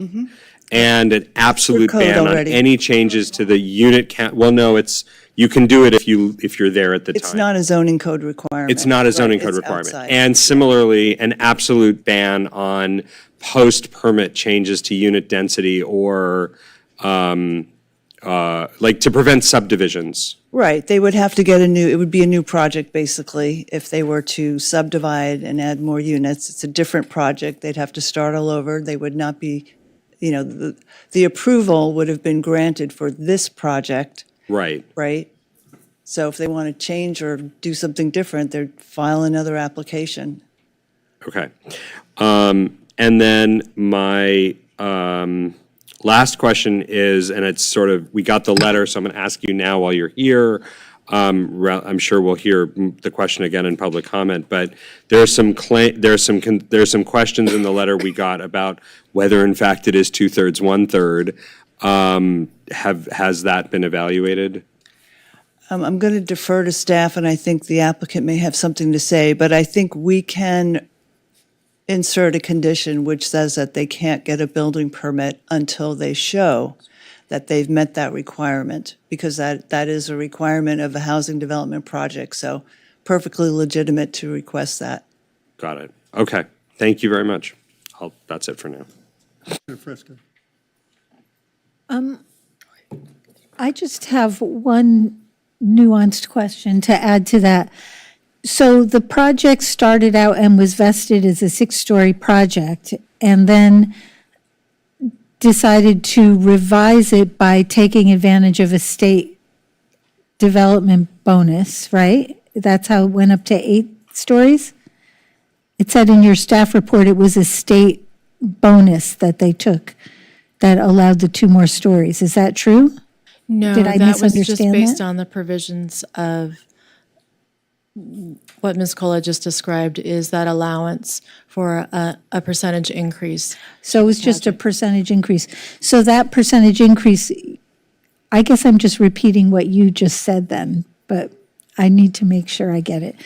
So that percentage increase doesn't have to be housing in order to get that percentage increase, even though this housing remedy is a housing law. It can be for any use. So We're just talking about 20% of the construction space or Correct. 20% of the residential units? there was a 20% increase in the size of the building. I think the question, if I'm understanding you, is how did it grow from 6 to 8 stories, right? So the provision in the Builder's Remedies statute and SB 330, so it's a combination of the two, actually, that says, like, you can have, you can increase the size of the project by up to 20% of the units or 20% of the square footage as defined by the building code. So that's a really important distinction. It can grow in several stories, right? But the limit is the square footage and the number of units. However that comes about in whatever box, right, there is no limit to an increase in the number of stories in the building or height of the building to accommodate that 20% increase in the square footage or number of units. Does And so make that sense? increase. So in- yeah, but there's no like density bonus at play here or whatever. This is purely builder's remedy and Okay, SB 330, yeah. So that increase in square footage is not necessarily an increase in housing. It can be used for whatever they want. Correct, as long as it remains defined as a housing development project under the Housing Accountability Right, Act, which okay. is I two-thirds understand. designated for residential use, right? I understand. And so we can't put any conditions that would affect the feasibility, or can we, and we can't tell them what their uses can be. But can we add conditions related to planning issues that are much finer grained, that wouldn't affect feasibility or uses, but would achieve, or, It would be up to the planning commission to lay the foundation to show why it doesn't impact feasibility. At that point, the applicant has the choice of appealing or not, but the reality is that we have the burden of proof. And so it's sort of shifting everything to the local agency imposing the conditions. And so it makes it more difficult and challenging unless there is substantial, there's like a right. So foundation it's a in much the- higher burden on us, It's a basically. much higher burden. Can I Exactly. interject one? So we have to have an environmental impact report that shows it's detrimental to the community in several ways? Well, that's two separate things. There's another provision in the builder's remedy which says that if you could show specific adverse impacts, that is another ground to impose a condition. However, I will caveat that by saying that over the years, the housing laws have become very strict about what constitutes adverse conditions. And again, we would have to have evidence in the record to support the findings of those adverse conditions, which would warrant the conditions that would impact feasibility. So the burden of proof is on the commission if you want to make a change. So that's really helpful context. You answered a lot of the questions I had about the discretion that we have of the uses within the envelope of the building, even with the 20% bonus. Do we have any discretion over the design of the building in terms of like the ingress and egress? As an apartment building, this design, I think, could work. But do we have, as a hotel, I have other questions. Is there anything that we can do at this to address some of the concerns we have about the design? I would say this, you can always ask and get feedback from the applicant and see how far you can get. Okay. Yeah, but But it understanding sound- that the burden of proof and so forth impacting feasibility is a hurdle, but you can still ask. Well, we know at one point that a 6-story building was feasible. And that's what they initially proposed. And now they're at an 8-story building. So, I mean, seems to be some flexibility there in terms of leeway that we would have. Yeah, you would, again, But there were- it's difficult to assume that without like a technical analysis. And I'm sure the applicant will weigh in on why it is they changed the project. They may have give you some insight, at least from their perspective. But, it's difficult to make assumptions without substantiation. Yeah. Can I ask a follow-up question real quick? Did the 6-story building have a 20% set aside? Okay. It did. Commissioner Shako? Can I ask a follow-up before, would that be all right, Pierre? Go ahead. Thank you. I just want to understand how you are, so with respect to the substantiation, right? So if I understand correctly, we each have to be able to, in order to vote yes, we each individually have to be able to make certain findings. If we vote no, we have to be able to justify why we couldn't make particular findings. And you've said that there's a level of substantiation that has to be presented in the decision. Is that to say we would have to substantiate yes or no prior to casting a vote? In other words, you're talking about like a technical analysis, but we're not going to do a technical analysis in the next hour. Right, I mean, it's about basically justifying your decision to either impose conditions or deny the project. I will say this, there is no definitive case precedent on this. I would say there's been a few trial court decisions not favorable to local agencies that have attempted to Right. sort of find ways around the builder's remedy. And so, you know, I could not tell you definitively what has worked or what hasn't worked because there is no precedent on this. However, again, just understanding that whatever decisions you make, you will have to provide some basis for that, which a court would look at, and you would have the burden of showing that you're not impacting feasibility. The city would have the burden. And just to be clear, the first remedy to a decision that anyone, the applicant or the public, didn't like off this commission, before they can take us to court, they have to go to the city council on appeal, right? Right, they'd have to exhaust their administrative They do. remedies. Right. Okay, all right, thank you. Can I ask my question now? Yeah. Great. Just a little further clarification on how that 20% rule applies as it relates to retaining the vesting rights. Because I think I heard that is it different if it's residential increase versus non-residential increase? No, Is that it's percentage just- calculated based on square footage or number of units? Construction space is what it says. I see. So theoretically, hypothetically, the applicant could have kept the 8 stories and had it all residential as well and still retain their vested rights. Is that right? Thank you. Question? Isn't, okay, sorry. Nina. So basically, what I see as our best option, assuming we don't have major changes, is to go back to the old days when Mr. Rand used to come up here and we would review DRs and we would throw things out and he would add them to the the project description. Is that really where we're at? Pretty much. Okay, just wanted to. Or not, Welcome or back. not. I actually have one final question, In addition to the 10 affordable units, I believe there are also 10 rent-controlled units.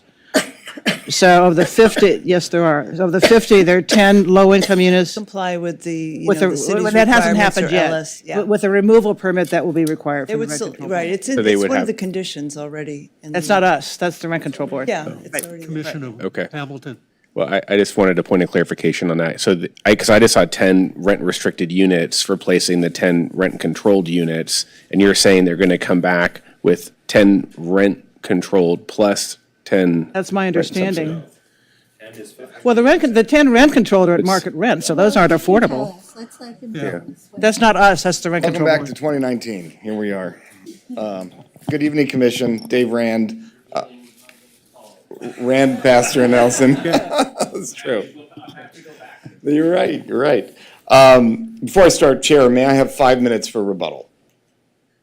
Yes. You have more than that. Okay. You have more than that. For rebuttal specifically. Make a presentation. It's 15 minutes total. So I want to use 5 if I may for rebuttal. Okay. Awesome, thank you. Good evening, everyone. David, congratulations. Wonderful ride. Best of luck to you, truly, on your next chapter. It's pretty remarkable, commissioners, to be before you, especially on David's last night with the Builder's Remedy project. How unbelievably fitting. As many of you know, I was involved in all of them. And he's still alive. And it was it was rather interesting and traumatic, and there were headlines and late nights and screaming calls from Susan Cola and a lot of drama with all of them but one, this project. This project, which was actually the first builder's remedy project filed in the city, always flew below the radar, always sort of plodded along during the process, and it is fitting that it is actually the only one coming before you in the normal course in a traditional process up in front of the Planning Commission with the applicant requesting approval. And the reason for that is that this was not a shock and awe project. When the developer looked at this site and looked at this project in 2022, early 2022, yes, it was an exotic idea to propose the first builder's remedy project in the city of Santa Monica at the time, but the project was not exotic. The applicant looked at what the city was doing in planning for its housing element and the building form and scale that was being envisioned citywide, looked at the surrounding zones, general commercial fronting Santa Monica Boulevard, mixed-use Boulevard Low, fronting Broadway, and more or less developed a project, that was in scale and in keeping with the surrounding built environment and the forthcoming standards. Not a high-rise, nothing crazy, a fairly garden variety, down the middle, mixed-use project. And from an affordability perspective, it's, in my view, a significant win for the city because there are 10 rent-controlled units on the property today. They're older units, they're studio units. None of them are occupied. Most have been vacant for many years. So there's no human beings, no tenants that will be displaced as a result of this project. But you're getting 10 deed-restricted lower-income affordable units, 20% of the total, much more than you would get on even a 100% density bonus, like I was at the ARB to discuss Monday night, which is 18 stories, does not have the same degree percentage of affordable that this project has. And because the applicant will elect to apply for a removal permit from the Rent Control Board, that will result in an additional 10 rent-controlled units, 10 new constructed, beautiful rent-controlled units. So you are doubling plus the affordability benefit as a result of this, what we believe is a very appropriately scaled project. Yes, the applicant introduced a modest hotel component into the project in 2024. That was a very intentional decision because, yeah, 6 stories and no hotel may have been feasible in 2022. From 2022 to where we stand now, the world for housing financing has turned upside down. Interest rates have skyrocketed, construction costs have gone up, capital markets have basically stopped lending on podium-type construction. The 2024 feasibility world is incredibly challenging, and the applicant identified the opportunity for a boutique ancillary hotel component as a financially accretive component of the project, given the site's proximity to the healthcare district, hospitals, and the demonstrable need for some hotel units in this area, as a needed feasibility component to carry the rest of the project, mainly to carry the 20% deed-restricted affordable component, again, significantly more than any other project that comes before you, or I should say before the planning staff, since nothing comes before you anymore. So the hotel component is a feasibility need. There is not a finding that can be made that it's not, because there's been no evidence put forth in front of you. And the fact that what was feasible in 2022 or 2023 has no bearing on what's feasible today in 2024. And by the way, it's a small hotel component. The tail should not wag the dog in the narrative of this project. This is a housing development project. It's defined by state law as a housing development project. The hotel component is a small ancillary component of the project. What's his name? And the project is still 2/3 residential in nature, qualifying it as a housing development project. There's been a question raised about whether a new land use, Commissioner Landrieu, could be introduced after the fact after the preliminary application later in the process. The city of Beverly Hills had an objection to an exact same set of facts where an applicant that I represent introduced an ancillary commercial component into a builder's remedy project after the preliminary application was filed, after the main application was filed, and they objected to it. And we went to HCD. And HCD, 3 weeks ago, issued a notice of violation, not a technical assistance letter, a notice of violation. That's a "we're going to sue you" letter unless you reverse course.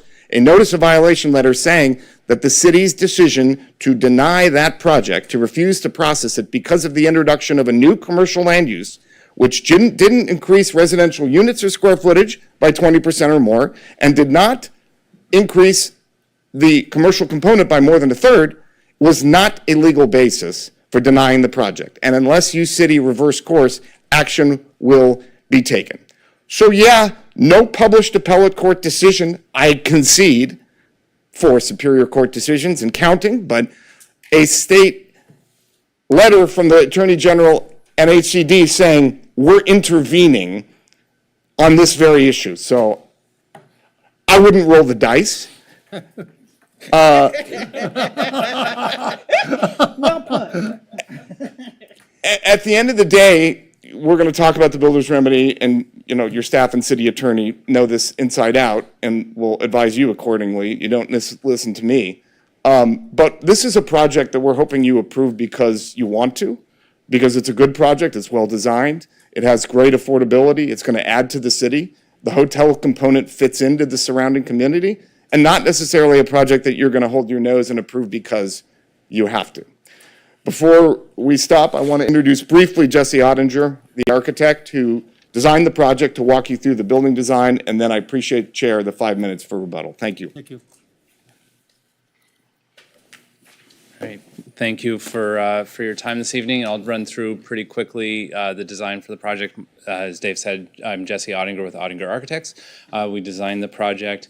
As was mentioned, the location, I know everyone's familiar as you've been by the site many times, but the adjacent buildings next to us to the south is a 2-story condo project.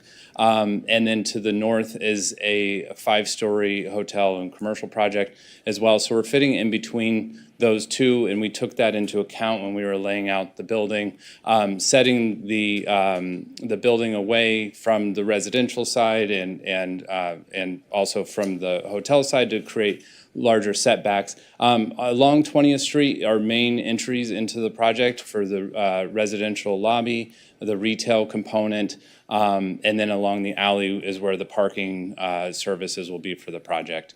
On the ground floor, the lobby's in the middle, and it's a shared lobby entry with elevators in the middle of the project. We have a community room off to the south of that, that opens up onto the courtyard space. The retail fronting onto 20th Street has a small outdoor patio. For that space, we're thinking it could be a cafe, that sort of thing, with some outdoor seating. The hotel component on the ground floor is in the center of the building. We have some private patios that face to the north for those hotel units, and then the utilities along the alley. As we move up to the second floor, the hotel component is on the second and third floor, so this is more of a typical plan. We do have a small roof deck that overlooks onto the courtyard, the central courtyard below, and some openings into the corridor. Circulation corridor. As we move up to the residential component, this is the 4th floor, typical all the way up as well. This is stacking up. We have set the building back on the south portion, taking out basically creating a long and somewhat less deep courtyard, but as a way to really lessen the amount of the massing of the building adjacent to the alley. So instead of having a deep, narrow courtyard here with the building right up against the south residential use, we carved that away more, creating more of. And then I think that Can I ask a question, Chair? Can I ask a chat question? Thank you. Could you please tell us about the rest of the building? Yes, Thank you. will do. I missed the buzzer down here. So on the rooftop, we do have a pool use, and the intention is the rooftop is used solely for the residential units. The courtyard and the small roof deck is for the hotel units or hotel use. On the exterior of the building, I'll go over this pretty quickly. We created a datum on the hotel component of the lower levels. It's a pretty simple form, and we've set back the ground floor at the sidewalk pedestrian level, and then working with these this datum of these enclosed balconies, looking at using perforated metal screening balconies that would open and give some flexibility for the hotel units, that they could have some more privacy on that level, and creating more open balconies as we move up. So the residential component is above above that datum, and then the balconies open up with some trellis elements and covering over that. You can see that wraps around to the north elevation as well. In the center, we've created some volume breaks with some balconies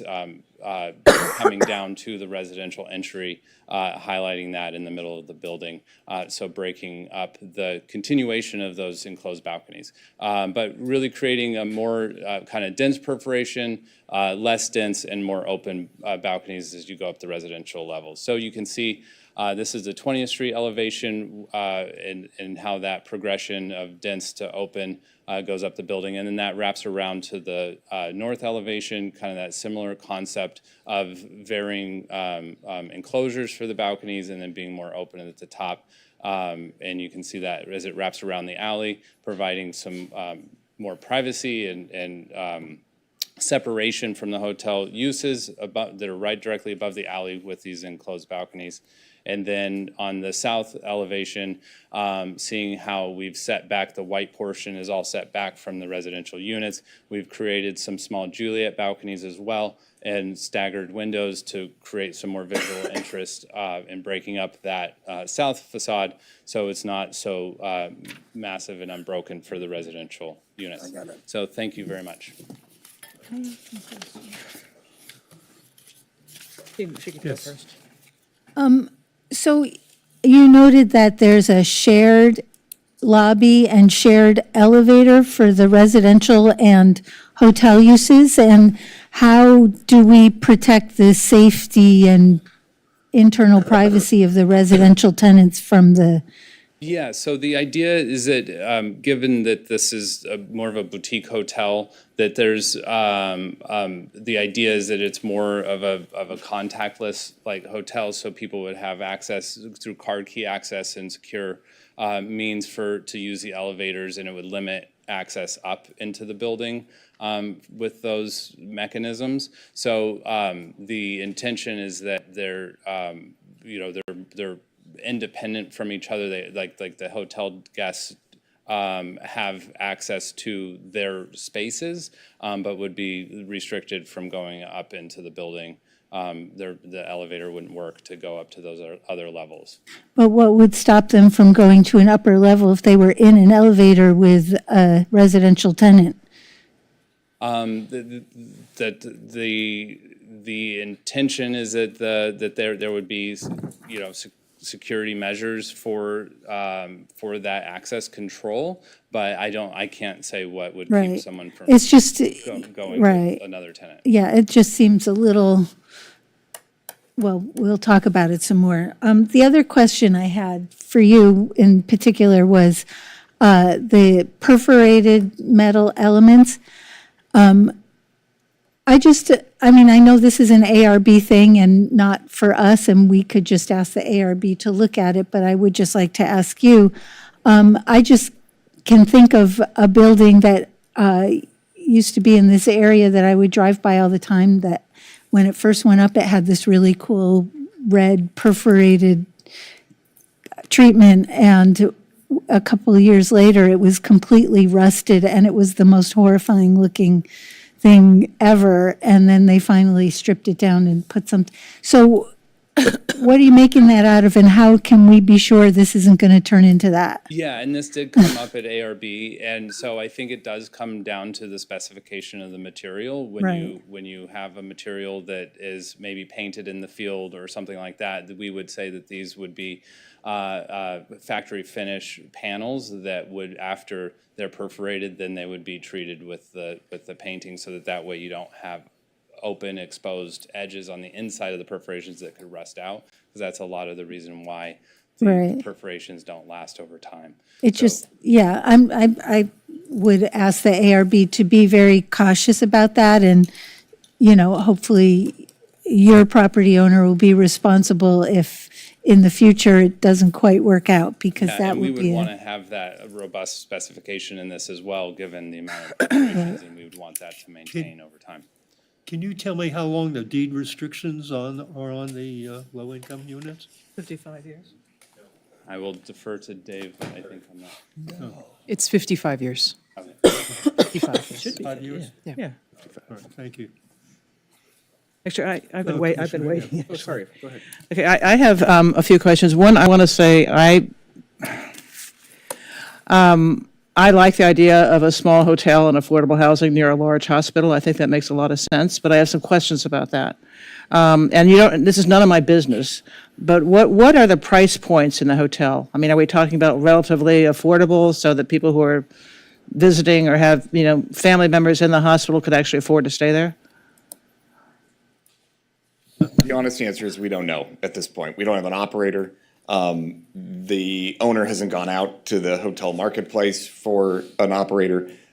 So all we know is that it's envisioned to be a boutique, smaller type hotel, that there is the demand, given the hospital, but who the operator is, what the price point is. Well, I mean, it's not Really don't. actually on the Gold Coast, so one could assume it's not going to be, well, anyway, it doesn't matter. It's not my business. The other question is, for the affordable units, do you have to take people off the housing list, the city housing list, for a builder's remedy project? That's actually an interesting question. I mean, because the AHPP doesn't technically apply, that provision lives in the AHPP, but we would do that. I mean, so if there's that would be the intent. But there's two issues. Is that our expectation? Yes, it is the expectation. Is it a legal requirement? I think that's a more interesting question, but Well, that's the reason plan. I ask is and I know that, it's against fair housing law to discriminate on the basis of source of income, so you can't give priority to hospital workers. But you could do advanced marketing to hospital workers. And if you stick with the housing list of the city, that would not be an option, and I think it should be. So I would ask that you explore that. Be happy to. The other question I had is that we talked about this today, the parking. It's unbundled parking, but it doesn't follow the city's rule where the low-income units get a space without an increase in rate. They don't have to pay for it if they want it. This is not subject to that. Yes, there's a separate state law, AB 1317, that mandates unbundled parking for all residential units in LA County. Right. The only exceptions to that are 100% affordable housing projects or tax credit financed housing projects. This would be neither. So that state law, as I read it, would compel all of the units to have unbundled parking, including the affordable. Would the applicant be willing to designate some of those for the low-income units? Because it's pretty well documented that low-income families do need transportation given the nature of their work. I think the answer is yes. If you're asking, will the applicant set aside a space Right. for the affordable Right. units? I think the answer is It would be 10 10 affordable units. out Yeah, of I think- 63. Yeah, I think the answer is, Jesse, how many residential parking spaces do we have? I think we're 30, 62 total, but, yeah. So it'd be 30 for the hotel. Okay. Let me think on that. Okay. Commissioner Hamilton. Let me think. Okay, I mean, it really is seriously an issue that low-income people need cars because, they often travel around LA to their jobs and it's hard to do on the bus. So that's an issue for I think that's something the applicant could live with. And we as can't well. require you to do it, but I think it's a really good idea. That's it. Thank you. Commissioner Hamilton. Huh? Hamilton. Okay, thank you. Yeah, I'll say that I'm also not opposed to a multifamily project with a hotel at this site. I do think there's a a need for a hotel. It's right by the hospitals, and I think there's going to be a lot of families and other hospital workers who are visiting and who need a place to stay. So I'm not opposed to the project as it appears, but I do have a question about, as a hotel, I travel frequently. I rarely rent cars, but I will take an Uber or a taxi to a hotel and get dropped off. My question is, this is a busy street, both 20th Street and Santa Monica. That's one of the higher volume, higher traffic intersections in our city. And where have you intended for visitors to the hotel who are coming in a taxi or a ride share to get dropped off? Yeah, I think it would just be at that intersection in front of the building. So, But is that even possible? it's, yeah, I think that intersection, that's a good question. I think, because it would be down a little bit from the front of the building. Well, I think all of 20th Street, that entire block, is a no parking, no stopping street. Yes. And I've been there often enough. And I also have been dropped off on a street where there's no parking and no stopping, and it's not a safe place to be. So, Yeah, I mean, there is the alley access as well, and there is, from the alley, you can get to the front of the building as well, along the side, so. that is true. The complexity there is that we're all taking, an Uber and a ride share, and you put the address in, and the address is going to take you to the front of the building in a place where that they can't stop to drop you off. So what's going to end up happening is you're going to have this circulation kind of around the block. They're not going to be able to, they're going to go around the block to Broadway, turn right, come back down 19th Street, turn right, and then they're not going to drop you off on Santa Monica Boulevard, because that's also the same condition. And then you're going to end up maybe circling the block one more time and ending up in the alleyway. I think that alleyway is one way going north. And so it's just having an entrance or ingress egress off the alleyway, I think obviously makes sense for an apartment building. But I have yet to go to a hotel where the only ingress and egress was through the alley. And so that is a condition that I don't know, and this is a bigger question, whether we have any discretion over trying to mitigate the impact of 40 hotel units and 40 car trips on a regular basis, coming in on a daily basis, if not more. How do we mitigate against that? I mean, I just want to understand, how have you thought through that? Yeah, I would say at this point, it hasn't been addressed in a very specific way. So it hasn't been, I think that's a Okay. good point. and we can study that. I think, again, it is a small boutique hotel. This is not a mega hotel. And so there are, we know of mixed-use projects with smaller hotel components in urbanized environments that have circulation challenges. So we would welcome it a condition to require mobility to look at, in a very focused way, the pickup and drop-off situation and the circulation issues specific to the hotel at this location. Yeah. I have one more question for the architect. So there's a hotel right next door, and there's an entrance at that hotel on 20th, and you cut right through the center of the building. You can drop off your passenger in the interior of that building, and they can go either left or right, depending on the restaurant or the hotel. And as they exit out the other side of the building, there's a right turn only sign as they exit, so they go right to Santa Monica Boulevard. Is that design, could this site accommodate that type of drop-off scenario? As it's currently designed, it could Not right now, but could the site Could the site? and still maintain the feasibility of the building? Yeah, theoretically. I mean, typically we're restricted in terms of access being from the alley in terms of curb cuts. So that, I think that would be a question of, could we achieve a curb cut Right. on the front? And I don't know the answer to that. Okay. Okay, thank you.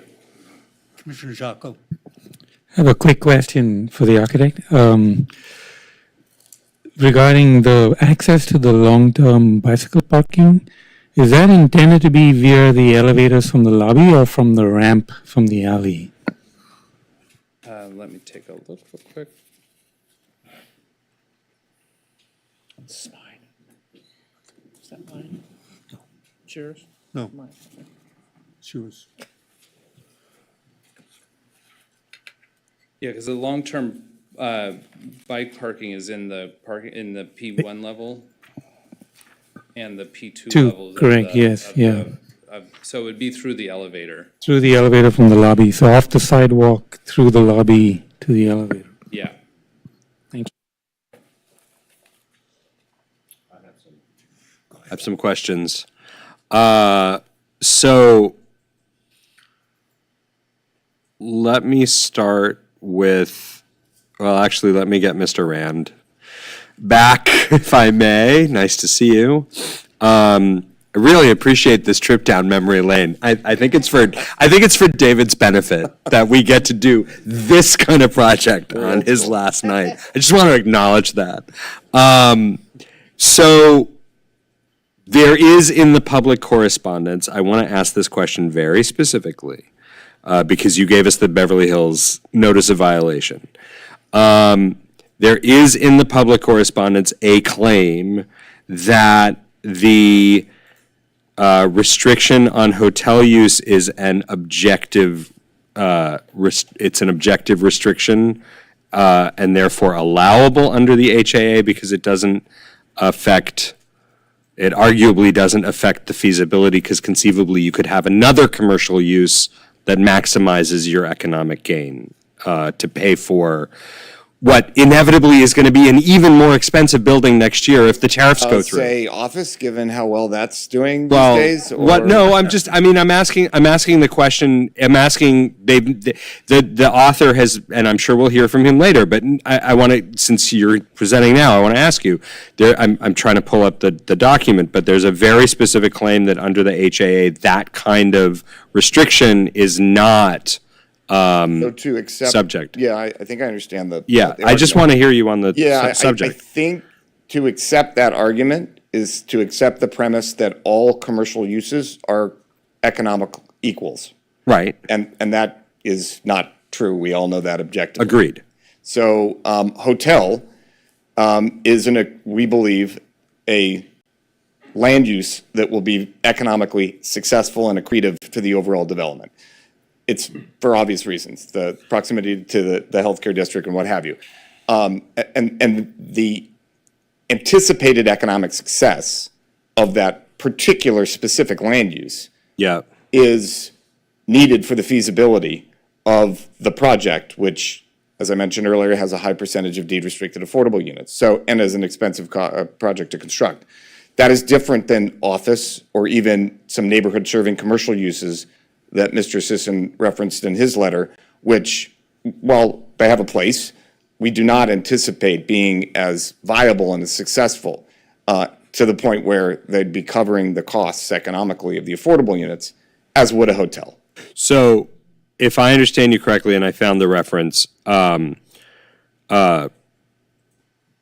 referring to disapproving a project or approving a project on the condition that it be developed at a lower density, and he's claiming that the COA they're requesting would enforce an objective zoning standard which does not reduce density.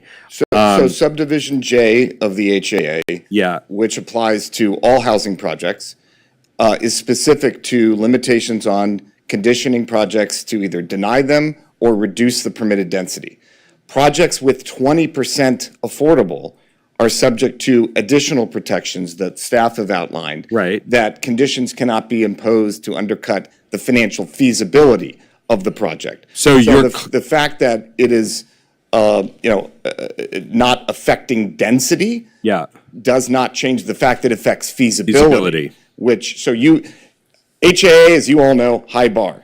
Yeah. HAA excuse me, with 20% affordable, even higher bar because of the Right. feasibility provision. Okay, so, all right, so now, let's say we're living with, let's say for the sake of your proposal, we're living with a hotel.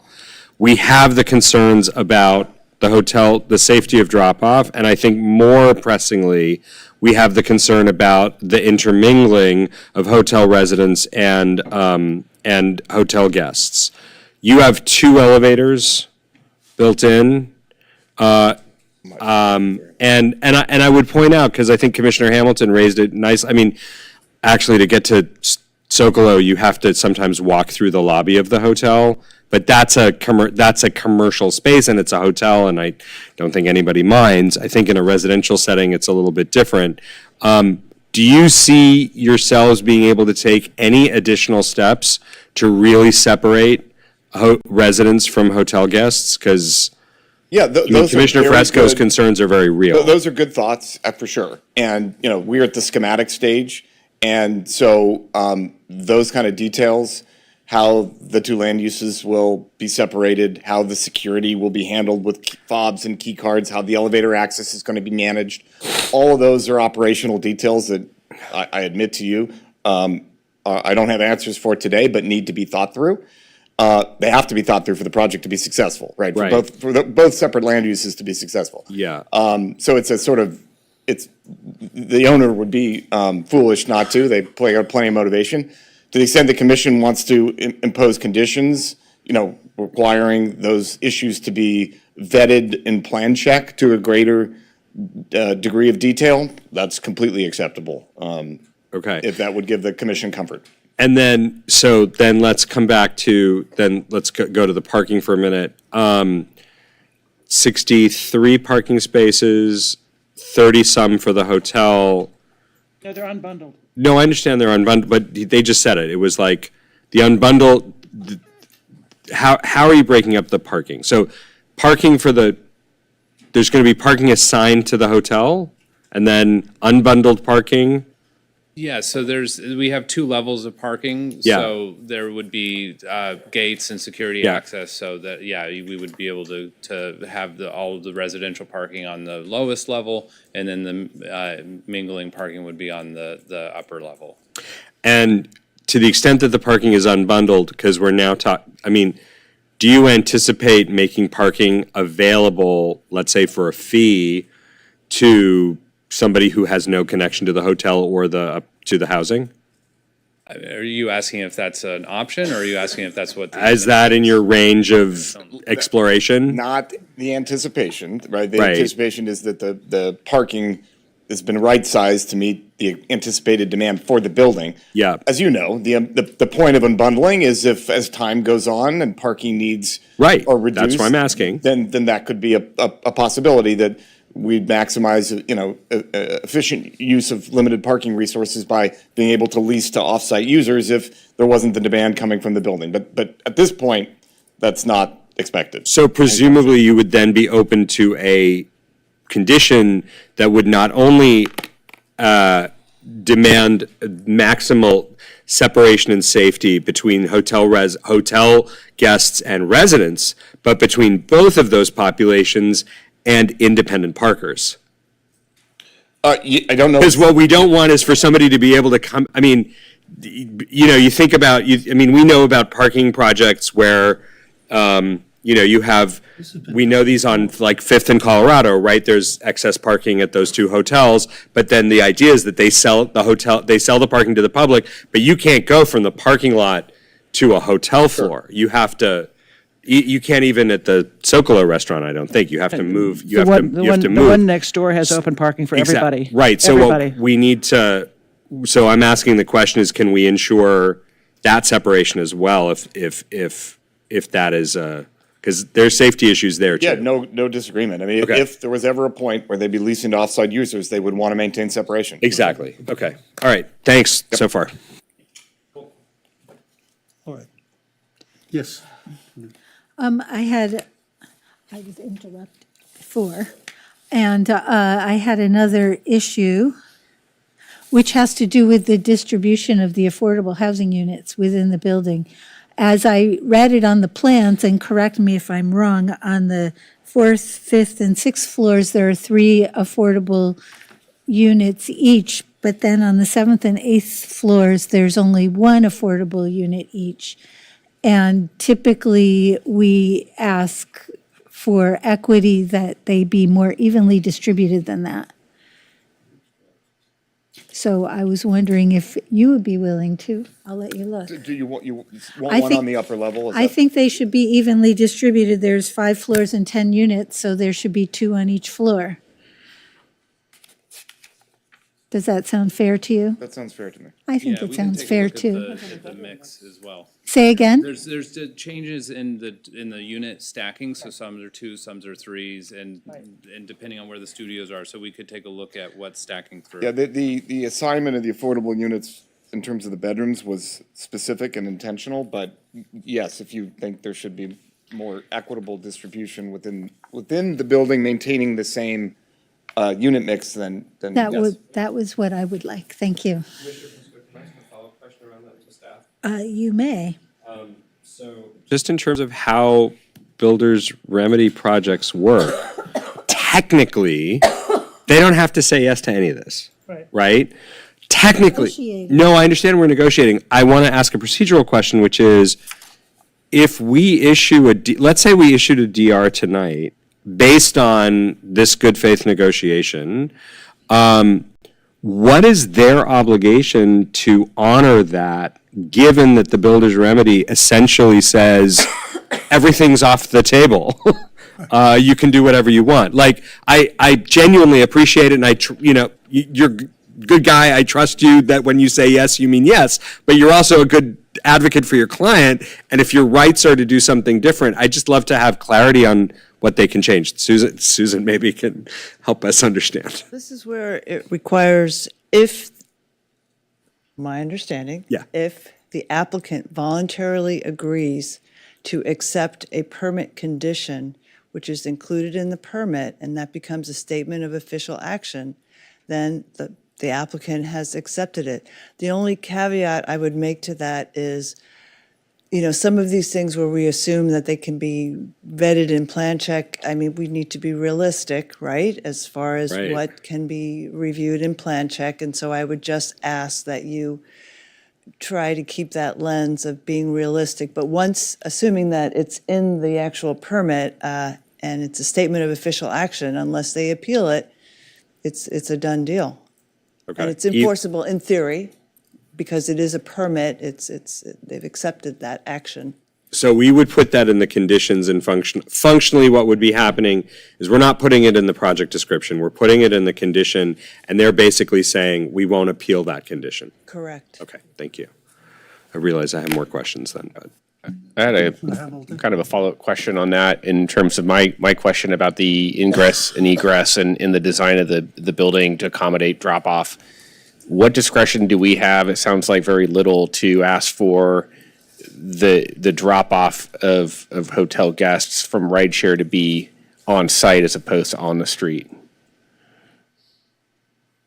Yeah, again, not much, because again, this is outside of really the zoning ordinance, and any of the, kind of parking mobility standards, that may exist in there. The only way that you could kind of get around that would be, if there was, again, evidence in the record that there was an adverse impact on public health and safety. I mean, if there was a dangerous, condition or what have you. But, as Ms. Cola stated, that's a provision that is to be used sparingly in the specific language of the statute about that. Yeah. So, again, we come back to, if you are interested in imposing those kinds of conditions, and the applicant is amenable to that, that could be a condition included in the STOA because, on the record, they are agreeable to it. Yeah, because I understand that the 20% bonus is really 20% of the buildable space. And so if we're creating a cavity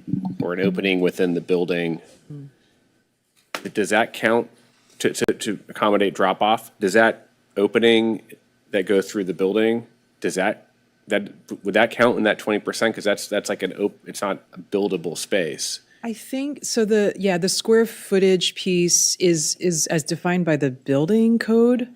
So not, That would it's not count like that. floor area zoning code, that you're used to working with. So it's a bit, the definition is a bit more expansive, and I'm not sure, whether that was sort of like part of the definition of the building code definition of square footage. Okay. Because I'm trying to figure out how we can keep them within the 20%, keep the project feasible, but just account for this design issue. Yeah. Can we just maybe leave that up to the mobility division, say this is our preference, but we don't want to question the feasibility of the project at all, but come up with a solution? Is handing that off to mobility? That's what they do. I mean, But that would entail a redesign of the project potentially. or maybe and not. If and they have that kind of jeopardizes the feasibility, then it wouldn't, this can't happen. Yeah. Yeah, this, I mean, just so you know, like these plans have had preliminary review by the mobility division in addition to other divisions, just provide that feedback, and we would continue to work with the applicant more in a voluntary perspective, to ensure that it's sort of in the best interest to, try and make this, to ensure it's functional, but again, it is not a legal requirement we could impose, it's just simply, I think ensuring that it functions and hoping that the applicant, wants to obviously have a project, where the circulation and the ingress and egress works. That doesn't serve anyone if people can't get in and out of the project and hotel guests can't get dropped off, right? That's also in their interest. Okay. If I just may, just for the record, just slight clarification for the wording that's been used. This isn't a negotiation, right? This is a planning entitlement. So you may be asking, and I understand this is a unique planning entitlement. However, you may be asking questions of whether or not you believe the applicant would be objecting to conditions you may oppose, but this is not really a negotiation like a development agreement. But that kind of raises the question, if we're getting to places where, given the findings we have to make, it strikes me that there may be, and even the letter that we got, right, is basically saying, make conditions, put conditions on the approval that will allow you to make the findings. And whether or not, the commission wants to do the thing with the hotel use, which we've heard may or may not be advisable, but there are other conditions that we're hearing that function in the same way. They're essentially a set of constraints on the project that the applicant will or won't agree to live with. Is it the city's position that we should, to draw two extremes, load up the STOA with the conditions that will allow us to vote yes, or say no, if we find we can't make the findings without certain conditions? I mean, I don't think we can, They just go to the city council and get approval. well, I understand that. You have to accept the burden So of I'll proof. let the, First, we get 10% Well, I understand, so the assistant city attorney is going to Yeah. want to jump in here, but Yeah. just to kind of remind you of what the findings are, the proposed findings are, they do rely on the fact that this is a builder's Agreed. remedy project, Right. right? So it's not the same sort of finding of like, being consistent with the code or. not even talking about that. Right. Well, I've heard serious concerns about safety, both personal safety of people in the building, and I've heard serious concerns about safety on the street. Both of those, I think, are solvable. I think those are solvable problems, but the solutions that we're thinking about may or may not be consistent with what the applicant's thinking about. Well, I do think we could avoid a little speculation here by taking a little break and maybe conferring with the applicant to see what they would be willing to do. But I think the point is, it sounds like what you're saying is you would like to impose whatever conditions you want to impose following your conscience. But the reality is it could get appealed and you're just punting it to I understand. another level, and they would be stuck with the exact same scenario, except that we'd be facing, No, I some- understand. a more extreme potential remedy.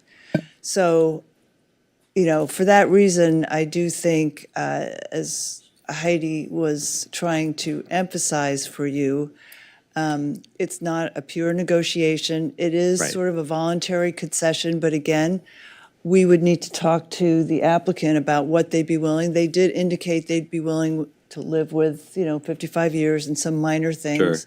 But And the elevators, they've agreed to the Yeah, no, I elevators. understand. So, willing to live with a more equitable distribution of the affordable units, as identified in terms of the unit mix. Willing to live with a parking space for the affordable units. Willing to explore potential other options with mobility, but not willing to live with a condition requiring a big cutout into the building, removing net rentable square footage. So if there are other ways and strategies, signage, plans, operational, programmatic ways in which we can improve the circulation and address it, all for it, and willing to work voluntarily with mobility planning staff, anyone else in the city family to help ensure that it's as successful as it can be, but not willing to live with the mandatory redesign condition at all. And I think that's all that I've been asked of. What about this, what about the separation of residents, hotel guests, and public users of the parking, prospective public users of parking? Yeah, definitely willing to look at operationally how to maintain separation. That's a must. We have to do that anyways. Right. But I don't know what you mean by elevator. Like add another elevator? That would be. So that I can't agree to because that has all kinds of construction implications and cost I implications. thought you had 2 elevators. That's required for. One could be for the hotel, one could be for the I housing. don't think they can for safety. They can't for So, safety. willing to look at how it works to ensure create- separation, understanding that I think our goals are aligned to have a successful building that has safety and separation of land uses. How that works to be determined, but we're definitely willing to explore it. Okay. Okay. Chair? Is it Yes, possible, Jim. We haven't heard from the public yet, Or the,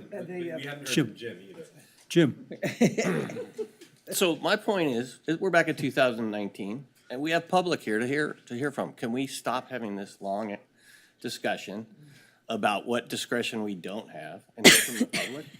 Good idea. And can we take a break before then? Yes, even better. Before the public hearing. Yes. Yes, yes. good point. We forgot you were here. Does the commission want to take a break or do they? Yes. Okay, 10 minutes. Let's not do the 3-minute thing, because I can't.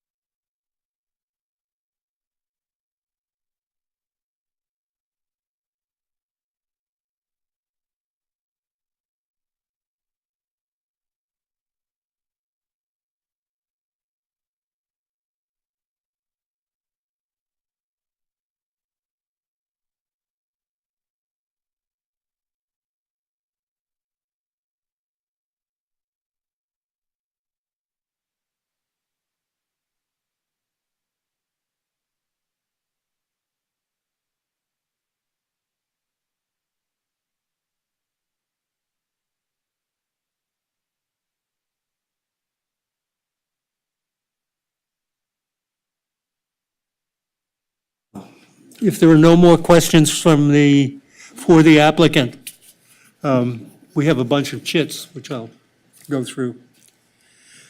Jordan Sisson.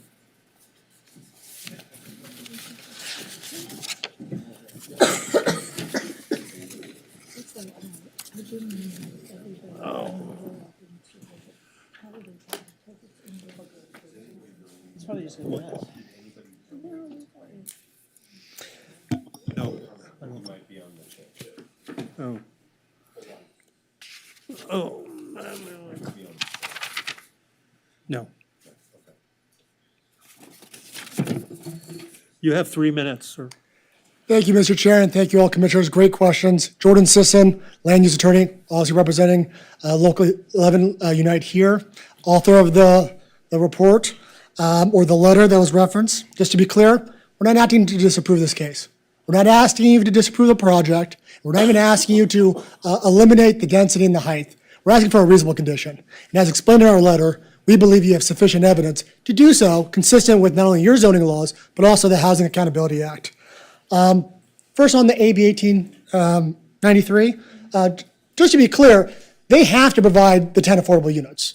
Those are replacement, they have to. And in fact, I believe as currently drafted, if I'm not mistaken, it disallows hotel uses. So if they want to resubmit and under those new laws and remove the hotel voluntarily, I think my client would welcome that. In addition, I want to thank the very able counsel, Mr. Rand, very upstanding gentleman. As was pointed out, he's very good at representing his clients. And I want to thank also the city attorney as well. Everybody has agreed that there is no published case on point here. I think that is really important. Furthermore, what I think is also important that those trial cases that were referenced, those were all disapprovals. That's not what we're asking here. We're not asking for a disapproval. There is no case that has been cited regarding reasonable conditions on this point. In my remaining time, which is very brief, I just want to highlight a couple of points on the Housing Accountability Act. One of the issues was, what is the standard? The plain language is not, does the condition affect feasibility? No. It's render the housing development project infeasible. That is the plain language. And it's very clear that those special findings aren't required if you're not disapproving it, and the condition does not render the project infeasible. Here, we believe that there is ample evidence, sufficient enough for this body to put in that condition. I just want to highlight a couple of those big things. Again, first, this project penciled out back in 2022. For 19 months, it penciled out until earlier this year. There hasn't been any evidence that no other commercial use is available that would make this pencil out, nor is there evidence before you that says that the market rate units wouldn't offset the affordable units. Furthermore, you're providing 2 extra stories and 20% more square footage that could be used for any sort of commercial use. Under the Housing Accountability Act, it doesn't say you're entitled to a hotel use or you're entitled to that specific commercial use. They have the flexibility to provide other commercial uses. Furthermore, they're providing the most expensive type of parking. This project is overparked, 2 stories underground. You remove the hotel, there are no parking minimums. That makes the project much more feasible. And in my last time, if you allow me, here, there are ample areas of dispute whether or not this project is 2/3 every floor. I have a question. You have a question? Yeah, thank you, Mr. Sisson. Could you specifically respond to the Beverly Hills HCD notice of violation? Yes, so that was 3 weeks ago, and I'm still reviewing that. But I think what's important about that Beverly Hills case is that it was a disapproval. It was a disapproval, finding that it was an incomplete project application. Again, this is very different. We're not asking you to deny this project. We're not even telling you that this project was maybe incomplete because they didn't disclose all their uses. And in fact, what we're asking you to do is to grant the entitlements conditioned that allows this project to move forward. Why is that important? Even the California Housing Defense Fund, the one that submitted the comments, who talks about why it's so important, the builder's remedies. This is actually a case that I cited. And I think if you go to pages 12 and 39, I've highlighted it over here. I want to read what that very diligent judge wrote in that. Because the city council made clear any required land use approval or entitlement would not be issued to the project. Go to the other side. The project could not proceed as a project proposed, a builder's remedy project. The condition that we're asking for is not a disapproval. We're saying grant the entitlements, but put a reasonable condition that will allow this project to proceed, allowed the commercial uses to its maximum 1/3. All we're asking is for that it is disallowed for the hotel use. Does that answer your question, Mr. Commissioner? It's your answer to the question. The other thing I would be curious to hear is your response to the Chief Deputy City Attorney's comment with respect to the applicant's flexibility to change use. What I'm struggling with is that I'm hearing from Mr. Rand that they want a hotel because that removing it makes their project infeasible. I understand that you have a disagreement about whether that's true. But we've also heard from the city attorney that they were vested under, that they have the right to use whatever commercial use they want, and that they're also entitled to whatever change of commercial use they want because they vested, because the application was submitted during the builder's remedy period. So help, if you want us to get there, help us scaffold that. Yeah, so in terms of what happened here, the Reliance, and this is also something that happened in Beverly Hills, is that they've increased their square footage, are allowed up to 20%, or 20% of the density units. That's what's allowed. That's what's allowed to the applicant. Nowhere in the plain language it says you're entitled to any use, especially one that is disallowed under the zoning code. Furthermore, if you go to page 13. Sorry, but doesn't the builder's remedy explicitly eviscerate the zoning code? Well, again, that is under, if you're putting a condition that makes it infeasible. Again, the point of the Housing Accountability Act, and it's laid out in the declarations and findings, is to promote housing and to specifically prevent cities from denying housing projects or denying density, requiring conditions that reduce the density of the housing. That is the purpose of the HAA. Under subdivision D, there's a threshold issue. Does the condition make the project infeasible for a housing project? That's the standard. If the condition doesn't meet that standard where it's infeasible, you do not have to make those findings. And that's the findings that are really the core of the builder's remedy, is that the zoning code does not matter when you're imposing a condition that makes it infeasible. And again, the condition we're asking here is not affecting the square footage. It's not asking you to reduce the density. It's merely a use. And I would like to point out on page 13, in our subsection D, the HAA allows conditions for modified projects. It addresses some of those issues.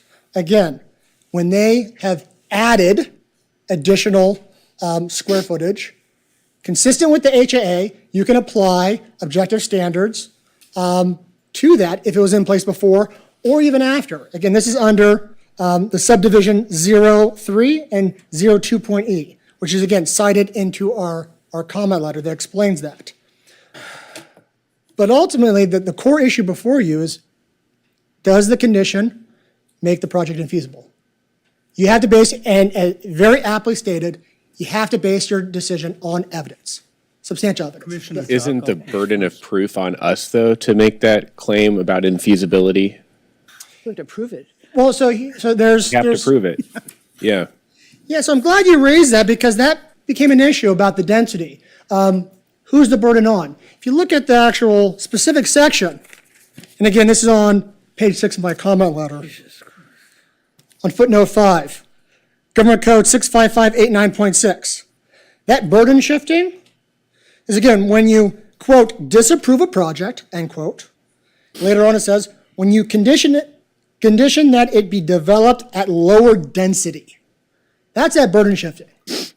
So that's first and foremost. Those are the two conditions where it burden shifts. But even if it does burden shift on the infeasibility, what is asked of you? Is it asking for something insurmountable? No, it's substantial evidence that this body can determine, a reasonable person can determine that the condition does not make the project infeasible. And again, I think the warning about does the city want to roll the dice, often builders remedies is premised on the idea that, Commissioner Jocko was. He's still answering the question. to just wrap this point up, most often builders remedy cases are concerned, or cities are concerned about attorney's fees if they get sued. Part of that must be bad faith. Again, here, this is not a case where we're asking you to disprove.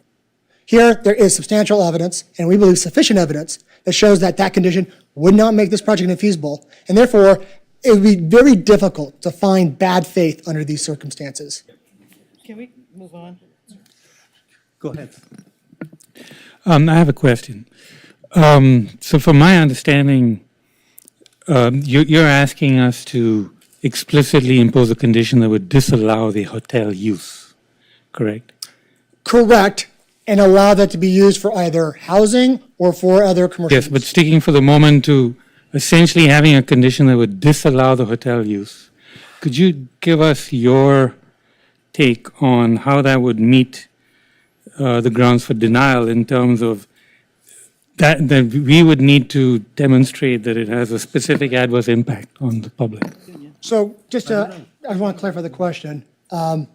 Why requesting that condition would trigger a disapproval? I'm uncertain. My understanding is that if we were to impose a condition, it would need to be based on a specific adverse impact on public health and safety. If for us to consider imposing that condition of disallowing that specific use. Right, and that's under subsection D, right? Subsection D of the Housing Accountability Act has a prefaced paragraph. And that paragraph says, when the city disapproves a project, you have to make one of those 5 findings.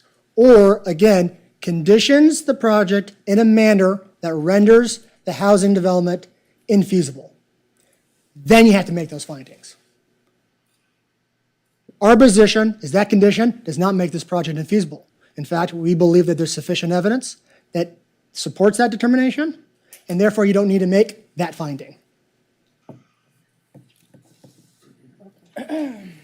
Jim.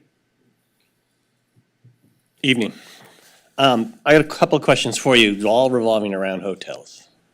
Why are you opposed to a hotel here? Why is the HERE union opposed to a hotel? And what is the rule change that you just alluded to in your initial presentation that would prohibit hotels here? It sounded like that was the update to the builder's remedy, but I'd like to hear a little more about that. So it's three kind of questions about hotels. Yeah, so in terms of the concern with hotels, my client's been very consistent that it cares about hotel developments abiding by the normal land use rules and CEQA rules. It's not our first rodeo, as Mr. Rise, you're very familiar with probably myself and some of these projects. We often advocate for responsible land use development that follow these rules, and especially following housing rules. And why that's important is because here my client feels as if the housing law, again, intended to encourage housing, to promote housing, to increase housing, to require cities approve housing, and especially affordable housing, that is good land use policy, and that helps very much the members that my client represents. When projects utilize housing laws to develop more commercial versus affordable housing or even market rate housing, that has an impact to this community, as well as the availability of affordable housing. So I think that is why my client is so passionate here about this. Who is your client? My client is United Here Local 11. They represent the hospitality workers. They are here, they are available, and they, I believe, will describe in further detail their interest here, Commissioner Rise. To your second question? Your second question. Yeah, my second question was, it was actually my third question, was you talked about a law that would change coming up change that would not allow hotel here? Yeah, so I believe it's 18, my colleague or my client will be able to discuss a little more about that, but from the last draft I looked at very quickly, it appears that the hotel use, there's limitations on the hotel use, especially for those projects using the builder's remedy. Now, that could be clarified, but ultimately, that does not impact the decision before this body in terms of whether or not the condition is feasible. But from our understanding, from our read of it, if a new builder's remedy project is submitted under the draft that we've seen, that extra density would not be allowed to be used for hotel use. Again, All right, this is I think you answered my question, Mr. Shish, and I appreciate it. Can I ask a follow-up here? May I? You want to speak? No. Can I ask a follow-up here? I'm looking at subsection D. I'm really, I know that some of us feel like we're belaboring this point, but there's a record here that's going to be established, and I want to be really clear. Subsection D, section 5A, says, right, that you can't disapprove or conditionally approve a housing development project if the project is proposed on a site that is identified as suitable or available for very low, or moderate income households in the jurisdiction's housing element and consistent with the density specified in the housing element, even if it is consistent with both the jurisdiction's zoning ordinance and general land use designation. Is 1420 to 22 on the SSI? Because it makes a big difference. Because I read this paragraph to say that if it's on the SSI, there's literally nothing that can be, no condition is possible. There's nothing anyway. I might disagree with you about that, but I'm curious if it's on the SSI. Because that's, okay, what am I confused about? Thank you. Please unconfuse me. Okay. So, basically that subsection D5 allows you to impose conditions because it meets certain criteria. Right. However, if it's identified on the SSI, then you can't because it's been identified, right? So Right. it's sort of like the exception to the exception. And And it does takes it you back out matter of it. that it would be on, if we have it on the SSI, wouldn't that tie our hands further?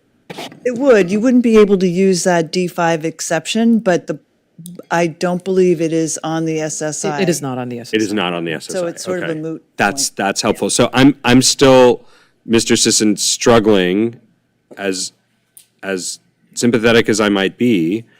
I'm trying to identify one of these numbers. D1 doesn't apply. D2, D3, D4. It seems to suggest that these apply to conditions, not just approvals. Correct. You can't make, based on what you've discussed so far, it does not appear that you would be able to make any of those findings which would allow you to impose those conditions.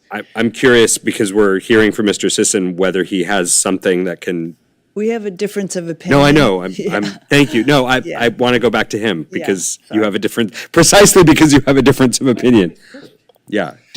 Yes, Give us, like I said, give us the scaffolding because I'm not seeing it. Yes, if you go to page 6 of my comment letter, I think that would answer. If you look at the first paragraph of subdivision D, Okay. look at the plain language, and it makes it very clear. The local agency shall not disapprove. Are we asking for a disapproval? No. So that doesn't get triggered. You continue on, Okay. Or or condition. condition approval in a manner that renders the housing development project infeasible. Our position is that this does not, a condition that does not make the project infeasible will not trigger this. And the specific evidence you're offering has to do with parking and the prior submission. So no, there's more. In addition to the fact that this was on paper feasible for 19 months, 2, you are granting additional height. You are granting, again, what's the word? Leasable space. Okay. That's valuable. right? There is a reasonable assumption to say that that is usable space that is leasable, that is marketable, revenue generating, that can still make this project feasible. Furthermore, if you remove the hotel component, none of the uses require parking minimums. That makes their self-induced, expensive underground parking unnecessary under the code and under state law. That is also cost savings. Furthermore, if you look at the project plans, there are some significant concerns whether or not space is being adequately used. If you look at Well, that's a different issue. well, I think it's important because you have a lot of dead space, again, which could be rentable. So I would say that there is specific facts where this body can make reasonable assumptions. The preposition that was provided by, again, very able counsel is that hotel is necessary to make this pencil out. It was argued that, oh, well, office doesn't pencil out. To the same extent, there is no evidence that says only hotel use. That's the only commercial use that makes this project pencil out. To suggest that only hotel use is the only thing that makes this feasible is quite the leap. There's no other retail use, no other commercial use. The market rate housing doesn't offset. Again, I think there's quite a bit of evidence here for you to make that reasonable assumption. Okay, thank you. I just have one final question. I want yes or no as an answer. Are you maintaining that development costs, construction costs, financing costs, et cetera, are exactly the same as they were when this project was originally submitted? And are you basing your feasibility analysis on that? Yes or no? No. Okay. Are you saying getting rid of the parking is going to make it more feasible to build housing there? So, interesting enough, parking minimums has been a topic of discussion, not only by the former mayor, but even the planning deputy. And again, kudos, congratulations, quite a career, amazing. But the fact is, it is expensive, and it's clear that underground park is the most expensive. That is a cost, and here you have, the hotel requires 30. They're providing 64, right? That's an induced cost that is entirely self-induced. Under, I think, the very able council, what's to stop them to say, well, we need 100 parking spots, and we just can't do anything else besides have 100 parking spots. Under their logic, they can say that, well, we need 15 stories or 20 stories, even if much of them are unoccupied, because that's what they asked for. Again, reasonable conditions based off of specific facts is what we're asking for. And I think we have sufficient evidence here for you to make that determination. Are there any other questions?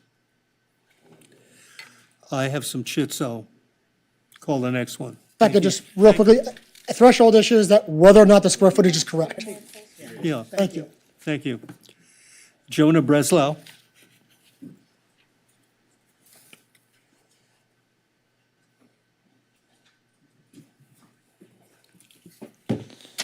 Honorable Chair and Commissioners, my name is Jonah Breslau. I'm here today on behalf of Unite Here Local 11 and our 32,000 members in the hospitality industry throughout Southern California and Arizona. And as you've heard, we support housing. We care deeply about housing. The housing crisis is the #1 issue affecting our membership and affecting me and my coworkers. I used to live in Santa Monica. I could not afford to continue to live in Santa Monica. And we support housing. But we believe, it is not correct to change our laws and to accelerate the development of hotels. Our members are not in a hotel crisis. They're in a housing crisis. And so we aren't asking anyone to deny the project. We believe that the project would be feasible, as you've heard, without hotels. Plenty of housing is still being built all around Santa Monica and all around the region. And they could use the additional space that would not be a hotel to build housing, to build other commercial uses, and that would actually advance the goals of the Housing Accountability Act. It would encourage more housing. It would prioritize the use of rare developable land for residential uses and would reduce the cost of expensive underground parking, which is a huge issue and is why there's been a lot of legislation statewide and in Santa Monica about parking minimums. And so we believe that the Planning Commission can place these reasonable conditions of approval, that it would not be a disapproval, it would not lower residential density, and it would not make the project financially infeasible. And so we urge you to put those conditions on there to understand that for working people right now, there is not, we're not asking for additional hotels to be built. Instead, we would love to see more housing in this larger project that the developer is trying to build. So that is our ask. We hope you will take that into consideration and condition this project under those lines. Thank you so much for your time. Thank you. Christina Navarro.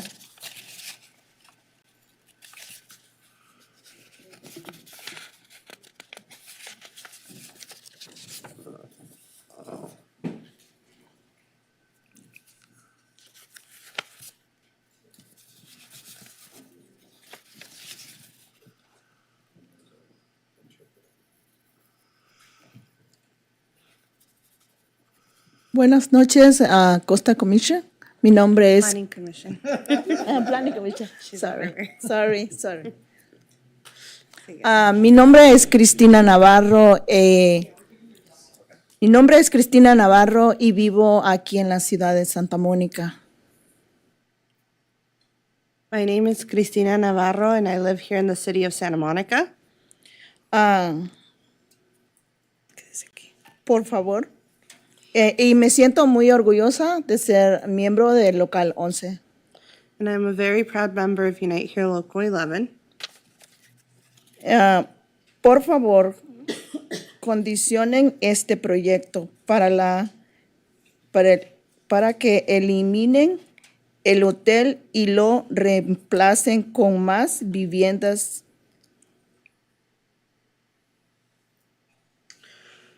Please condition this project to remove the hotel so that it can be replaced with more housing instead. Las leyes estatales de viviendas como el Builder Remedy deben de utilizarse para formatear las construcciones. Formatear las construcciones de vivienda. State housing laws like the Builder's Remedy should be used to encourage housing. Primero hicieron 6 pisos con 50 unidades de vivienda. 19 meses después lo cambiaron para agregar 2 pisos más. So here, the developer first submitted a project with 6 stories and 50 housing units. 19 months later, they changed it to add 2 stories and a hotel. Dedicados todo ese espacio decisional en un hotel que ni siquiera está permitido según las notificaciones de estas áreas.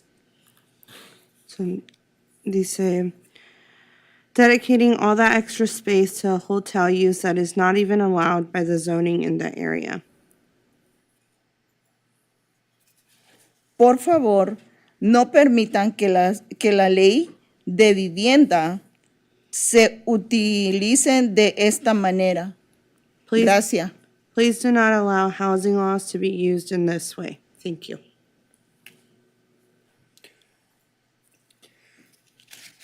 Maria Jimenez.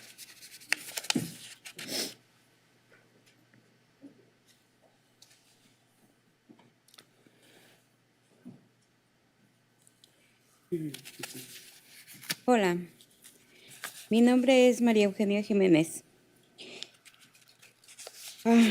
Estoy orgullosa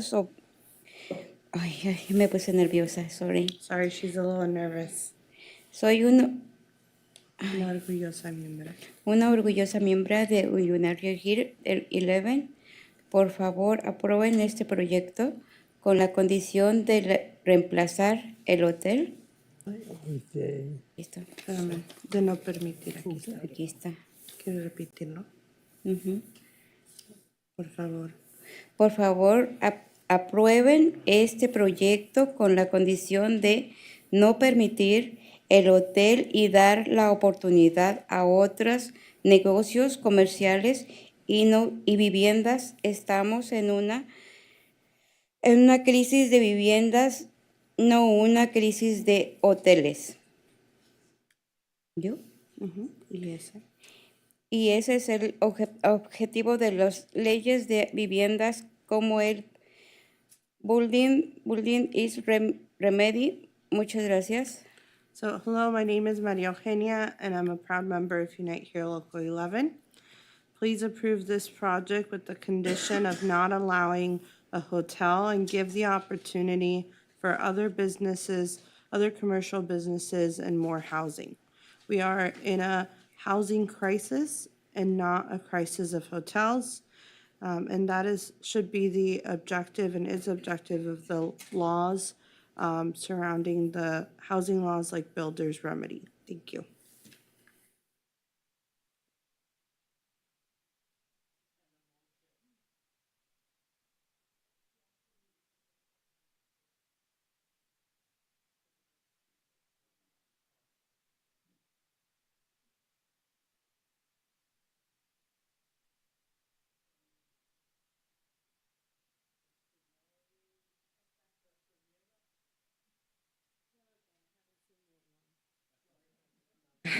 You're good. Thank you, Honorable Chair and members of this commission or committee. My name is Stephanie Castañeda, and I'm speaking here today on behalf of the Higher Wages, Lower Rent Alliance. We agree with Unite Here Local 11. State and local laws give the city the discretion to place reasonable conditions on the project on projects that do not make the project's housing infeasible. Here, strong evidence shows that barring hotel use would not make the project infeasible and would encourage more housing rather than less, and would help minimize significant inconsistencies between the project and applicable provisions of Santa Monica law. For those reasons, we respectfully request the Planning Commission grant the project approvals authorizing the building shall but place reasonable conditions to prohibit a hotel and encourage more housing or other appropriate use of space. Thank you.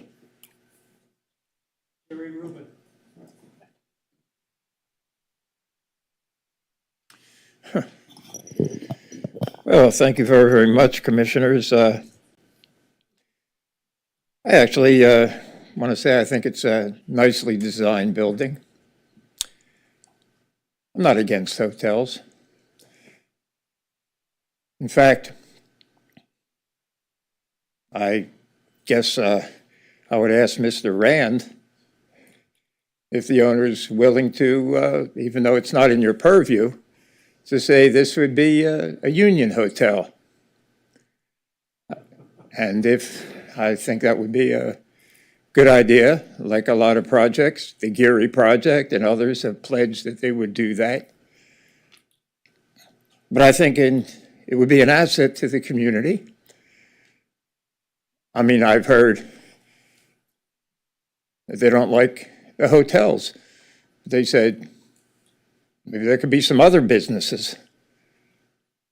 What if it was only market rate housing and not low income or affordable housing? Would that be okay? In other words, I really feel that this is a balanced project and that Mr. Rand had said that they agree to a number of the things you said without changing the design.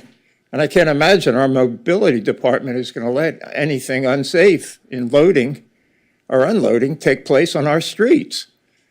So I'm just saying I like the fact that we have union hotels, and I wish, even though you don't have any say in the matter, that the owner would consider doing that.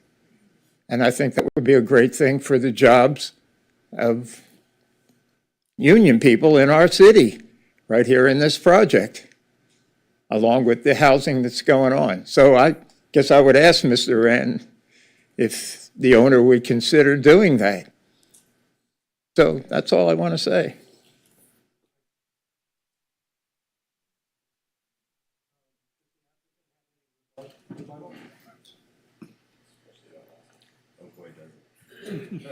Of course. I'm going to lead with it. A couple of clarifications in response to your specific questions and points Mr. Sisson in particular raised. AB 1893, the legislation that changes the builder's remedy and liberalizes the builder's remedy and reduces the affordable requirement and would grant more density and development rights than this project proposes, does have one provision limiting hotels. It applies to a new definition of housing development project where 50% of the square footage is permitted to be commercial land use in a very limited case. So you can have a housing development with 50% commercial if there's at least 500 units and there are no hotels. That is not applicable here. We only are 1/3 commercial, fitting into the traditional definition of a housing development project, which is still allowed today and under AB 1893. Mr. Sisson claims that our floor plans show, due to some fly specking of the plans, that we have more than 1/3 commercial square footage. We went through a detailed calculation that we don't have more than 1/3 commercial square footage. Our spaces that are shared are allocated proportionally, and the condition that was recommended by the city attorney more than takes care of the fact and ensures that no way will we have more than 1/3 square footage permitted at the end of the day. The crux of the issue here, and I appreciate Mr. Sisson and Unite Here's representatives not coming out and opposing this project directly, taking a more nuanced position that they are in favor of the housing component, but opposed only to the hotel component. But the reality is that in this case, if you favor the housing, if you want the 20% affordable housing, we also need to have the ancillary hotel component, because it is not the same as office. It is not the same as retail. It is a accretive, viable land use that will help fund this project, help ensure its viability because of its location and because of the need.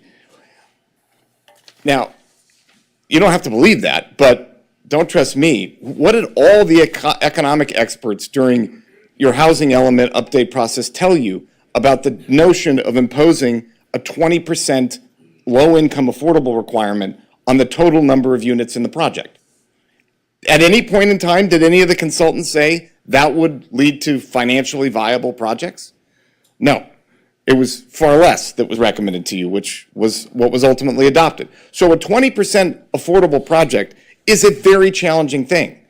And what happened in 2022 when we first proposed the project and the set of economic assumptions that underline that original proposed project bear no resemblance to the economic reality today. So this was an intentional move to juice the financial feasibility of this project and to keep it alive as a viable potential project.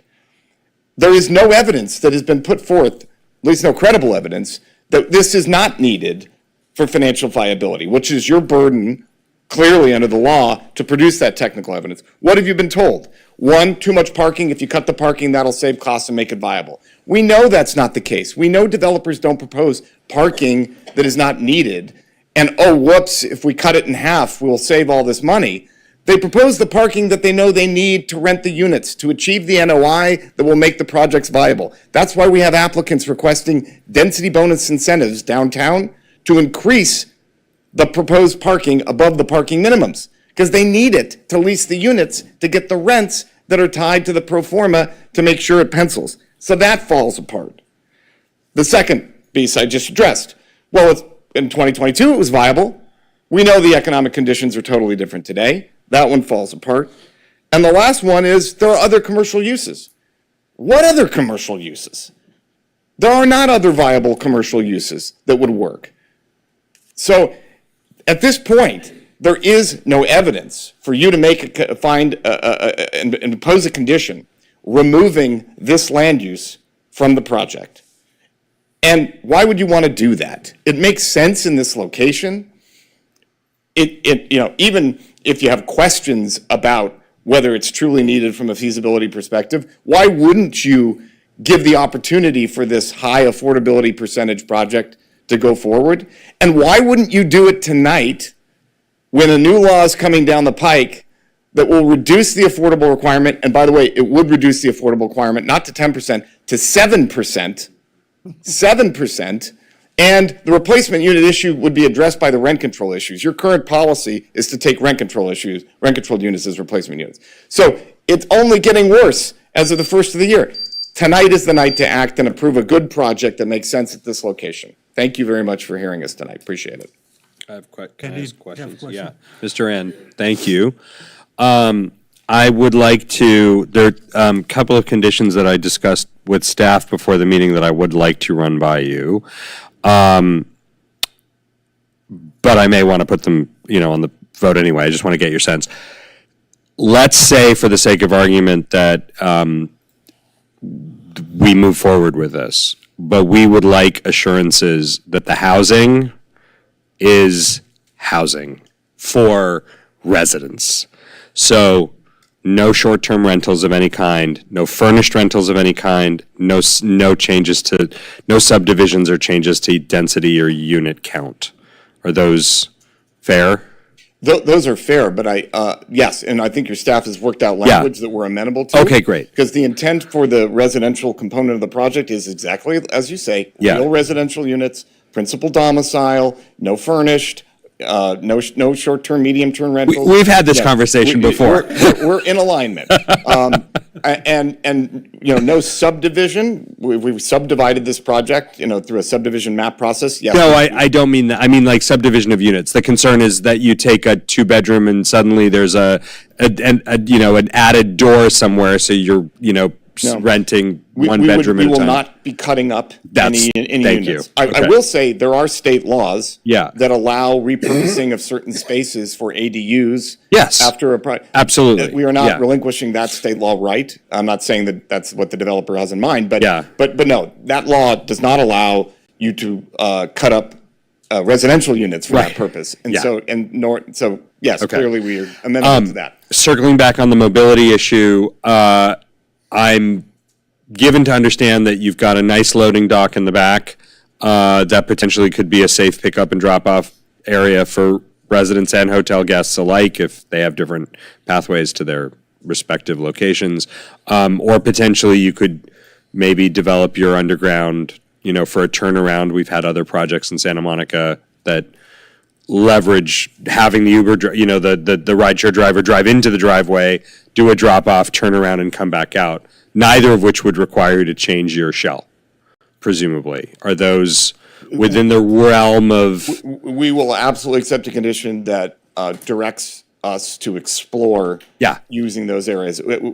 I don't know enough about the operations of the loading dock to commit to changing any of those programmatic functions of the building, but we will absolutely look at it to explore it for a safe, viable pickup drop-off area. Okay, and the DGS California Construction Cost Index suggests that the cost of construction since February 2022, am I getting the initial submission correct? That's right. To December 2024 is functionally a 20% increase statewide. What would you estimate it is in LA? Oh, the same, if not more. Right, okay. I mean, it could be as high as 30%. And would that... What I've heard over the last couple of years. Could you save that much money by dumping the hotel in the parking? No. Okay. All right, thank you. Okay. All right. You have a question? Are we adding conditions that we talked about that he hopefully will agree to? Okay, I plan to. Are you willing to provide parking to the low-income units if they wish, then like one space per unit? And then there's also the security in the elevators. I think that's doable. I mean, you could have it such that hotel guests can't go above the fourth floor, wherever the hotel ends. We You could will have a security cameras plan. in the elevators, Agree what with have you. security plan with, Right. and look at those and other. And signs saying that Flexible block. CCTV is operational, and there are ways to do that. What else? Oh, I looked up AB because I couldn't help myself, AB 1893. It's actually, the income ranges are, it's like 7% extremely low, 10% very low, or 13% low. Exactly. And I'm assuming that a developer would pick 7% extremely low. As we saw for years and years when the affordable AHPP requirements right. were 5% extremely low, 10% very low, and I think it was 20% So we're looking low. at 20% versus 7%. Yeah, Okay. every project every tier 2 project had 7.5% extremely low, a 50% bump above the lowest 5% extremely low. Right. And then, Nina, do you want to make the point about the dispersal of the units? Staff does. You finish your thing, I was going to. Okay, well, it's actually Nina's point, but dispersing the units equally among the floors of the housing project, Among the identified Right. affordable mix. while respecting the Yeah. bedroom mix. While expecting the bedroom identified thank mix. you. Yeah. Oh, I have one more thing. If possible, and I'm not sure this has to be in writing, if you could somehow market, maybe even just the market rate units to the hospitals, it'd be great if you could do that versus the housing list of the city. I'm not sure if that's acceptable to you, but it would be really cool to have some of the workers in the hospitals who can't afford to live in Santa Monica to have affordable units at their option. Yeah, if we can do it, in terms of the deviating from the list, then that's a common, used to be a common development agreement TDM strategy. I know. Yeah. Commissioner Fresco. I propose to make a motion. Can I ask one question before you end his, if you're making a motion, we can let him go, and I have one more or less. Okay. So if you're taking it, just to be really clear about this hotel, well, sort of two last questions. The thing about the hotel use, and I know it's right next to another hotel, so it's a hard question to ask, but I want to ask it anyway. Are we going to see you back looking for like, I'm having flashbacks to Pally House, and a hotel in an art, in a residential zone. Are there conditions around the operation of the hotel that you have?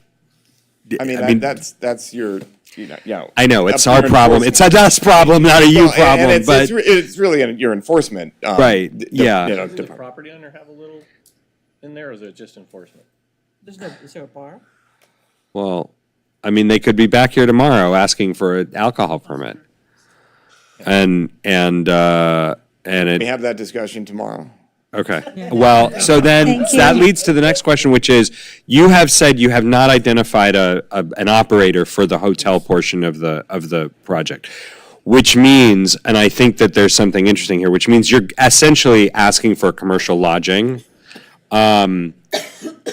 I wonder, and this is more a speculation, there are opportunities for longer than short-term, shorter than permanent housing.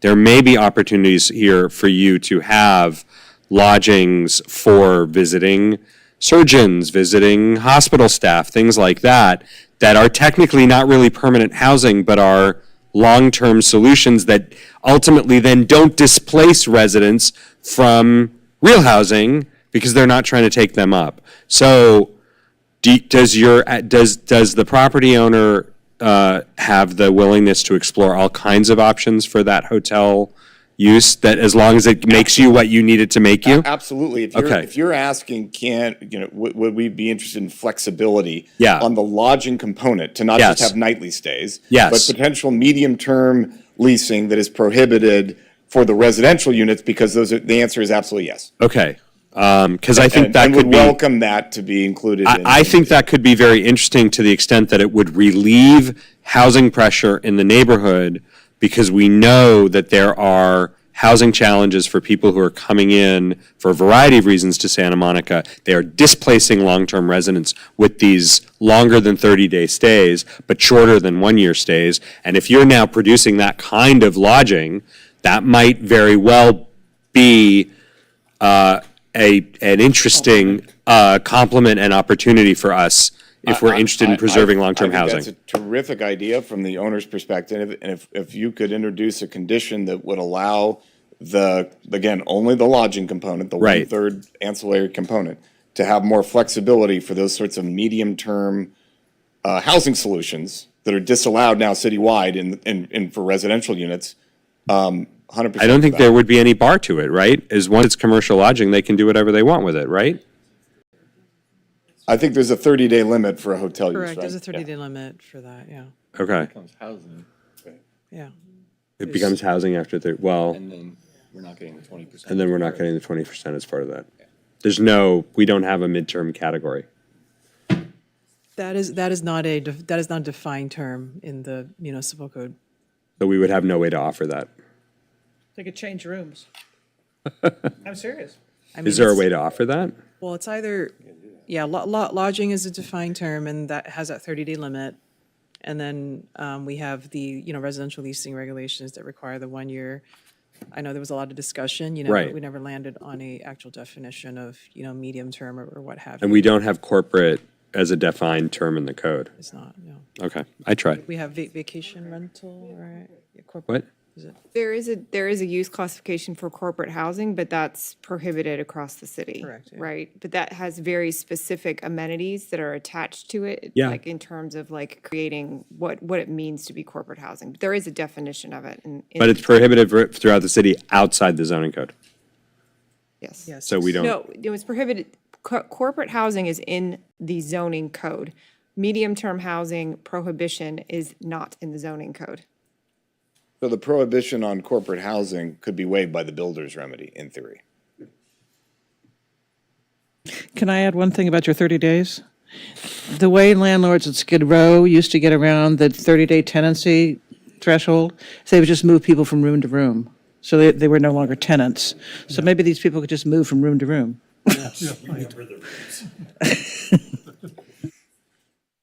May I make a motion, please? Yeah. Yes. We could waive the corporate rule.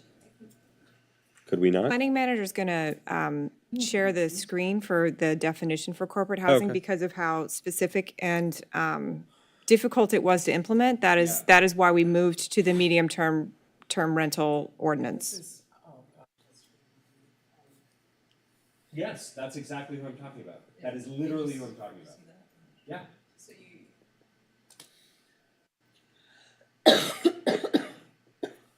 Yeah, so this is the definition, and you can see it includes two or more of the following amenities designed for use within property for a minimum stay of at least 30 days, but who otherwise intend their occupancy to be temporary. So that's. To me, it looks like they have meeting rooms and they could have fully furnished units, so they would meet the two or more amenity rule. I would be inclined to waive the corporate housing restriction for that, for the hotel use. Good idea. Yeah. But are we losing affordability somehow? Nope. It would make it more affordable, and it would be temporary housing that would I mean- prevent people from jumping into, like, existing Yeah, units. I agree. If it's corporate housing. It seems like you want to allow more than the 30 days, but again, the hotel, Right, right. yeah. That's it. Who's going to enforce it anyway? I mean, the definition of lodging also lives in the zoning ordinance. so. Yeah. We could waive this. What could we do? I guess if you wanted to say, like, you wanted to allow stays of longer than 30 days, let me Yeah. find the. I'm a little concerned, it's because, number one, it's not the project the applicant applied for, so like adding another land use We don't follow state. into it, yeah, I'm just like adding like corporate housing, that wasn't in their application, Here's the definition of hotel and motel, and then you see lodging above, who maintain a permanent place, but for periods of 30 calendar days or less. If it's too complicated, Yeah. Yeah, this is, trying to make the best of an awkward situation, and we know that there's demand for this kind of housing for people who come for these 6-month residencies or consultancies and push people, it creates the incentive for the other kinds of rentals. So, sorry, my mic's off. It puts pressure on real long-term residential housing. And if they could relieve some of that pressure, that would be a good public policy outcome. Understood, but it involves planning commission waiving a council code requirement. So it's a little awkward. It also blurs the line on collecting TOT Right. for the city. So I would say it's a little complicated to do that.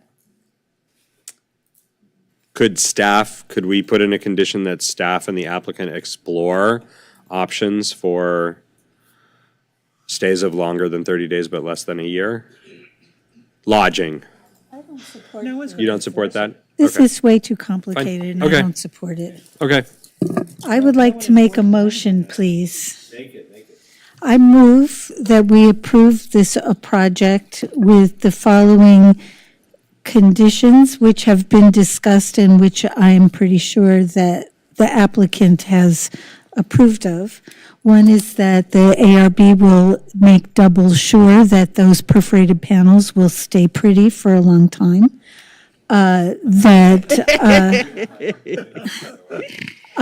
The city, the deputy attorney suggested that there be just to reiterate that the 1/3 calculation, the 30% calculation for the commercial will be confirmed. The applicant will explore mobility options for safe drop-off. They will and pick up and so forth. They will explore safe separations with shared elevators between commercial and residential uses. They will reserve affordable parking for the affordable units, and the affordable units will be more evenly distributed across floors so that all the views don't go to the rich people. And I think it was already negotiated that the affordable units will be deed restricted for 55 years. And that is my motion. I second it. Can we take a roll call? Or I'm just- sorry, sorry. I just want to stay within the commission's protocol here of when you have a lot of conditions, let's just look through it. And Chair, I have a question. Chair, I have a question as well. I'm running ahead of you. Yes. I have a question, but I'd like to make sure staff is ready. I just want to make sure that staff feels that all the conditions that have been read out can be adequately addressed during plan check. Yeah, I think we believe they can be, yeah. Do you need a second for your motion? I think She has a second. So this is, I think that what we heard and what we have heard the applicant agree to on the record. So there would be a new, condition 89 reads, the applicant agrees that the 50 residential units shall comply with Santa Monica Municipal Code Chapter 6.20, home sharing and vacation rentals, and 6.22 residential leasing requirements as may be amended from time to time until unless such statute is repealed. All leases for residential units shall include the following statement. This unit is governed by SMMC Chapter 620 and 622060. Among other provisions, the Santa Monica Municipal Code chapters prohibit short-term rentals unless otherwise authorized as a home share, and also requires that a landlord and tenant may enter into a lease only if it is in writing and for an initial lease term of no less than 1 year. Further, units must be unfurnished and be leased to natural persons who intend to use the unit as their primary residence. So I actually wanted to go tougher than the code. I wanted to go to no home share, no short-term rentals, full stop. Why not home share? Because this is permanent housing. Okay, Yeah. but that's social housing. Eh. Okay. Can't we go, I wanted to go all the way to 0, which is what I had raised. This basically says if we ever repeal it, it just evaporates. Right, so just I to be think we clear, should- all permanent residents get to do home sharing in the city. Oh, I see. Right, So we'd be taking away a right from, Exactly. okay, all got of it, the permanent okay. residents get to do it. Okay, all right. Okay. Number 90, the applicant agrees that no increase in density will be allowed for the residential units, subject to applicable state law, and hotel rooms without filing a new application for a project. Well, that doesn't read. Oh, sorry, no increase in density, yeah. Sorry. Right. That's sort of obvious, isn't it? So this was specific to, forgive me, but no carving up existing units. We're not waiving state laws that permit conversion of non-leasable space to ADUs in the future. Yeah, hence the reference to subject to applicable state law. Okay, so I'm sorry, I missed it. Sorry, I missed, I didn't hear that. And no additional hotel rooms shall be added or will be added. Yeah, thank you. Yeah. Okay. Yeah, there you go. Okay, 91, the applicant agrees that no building permit shall issue until and unless applicant demonstrates that the project will consist of residential and non-residential uses with at least 2/3 of the square footage designated for residential use, as stated in Government Code Section 65589.5H. 92, the applicant agrees that prior to issuance of a building permit, the applicant shall record deed restrictions or other legal instruments setting forth the obligation of the applicant under SMMC Chapter 964 for city review and approval. Such restrictions shall be effective for at least 55 years. In addition to the administrative guidelines specifically required by other provisions of this chapter, the city manager designee shall be the designated authority to enter into record agreements with multi-unit project applicants. 93, the applicant agrees to set aside one parking space for each of the 10 deed-restricted affordable units in the project.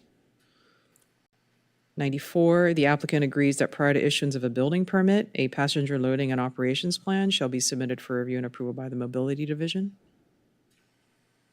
And that covers everything we said. Yeah. Yes. What about, did I miss these? the elevator? We're still, Entrance, safety, security? Yeah, we're getting there. We're not done. So it wasn't over. 95, the applicant agrees that prior to issuance of a building permit, the applicant shall prepare a security plan and similar operational measures to ensure separation of residential and hotel users, including development of security measures to ensure the residential and hotel land uses are managed with the safety of residents in mind. can we add a sentence there that says, to the extent that that there would be parking offered to members of the public? We don't Like- need to add. Like something that whole incorporates like different topic. publicly offered parking. You have residential and hotel users, it might just say residential and commercial users, and that covers both hotel and parking and anything else, right? It says it all. Yeah, it's perfectly good. There you go, yeah.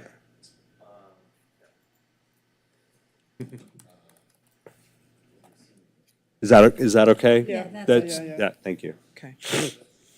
Okay, and then 96, the applicant agrees to provide for the even distribution of affordable units across each level of the project. With acknowledgement of retaining the bedroom mix that is in the project proposal. Oh, like, are you talking about matching market rate and affordable unit mix? No, there's actually a bedroom mix for low-income units that are in the, it's in the proposal. Isn't that already a requirement, though?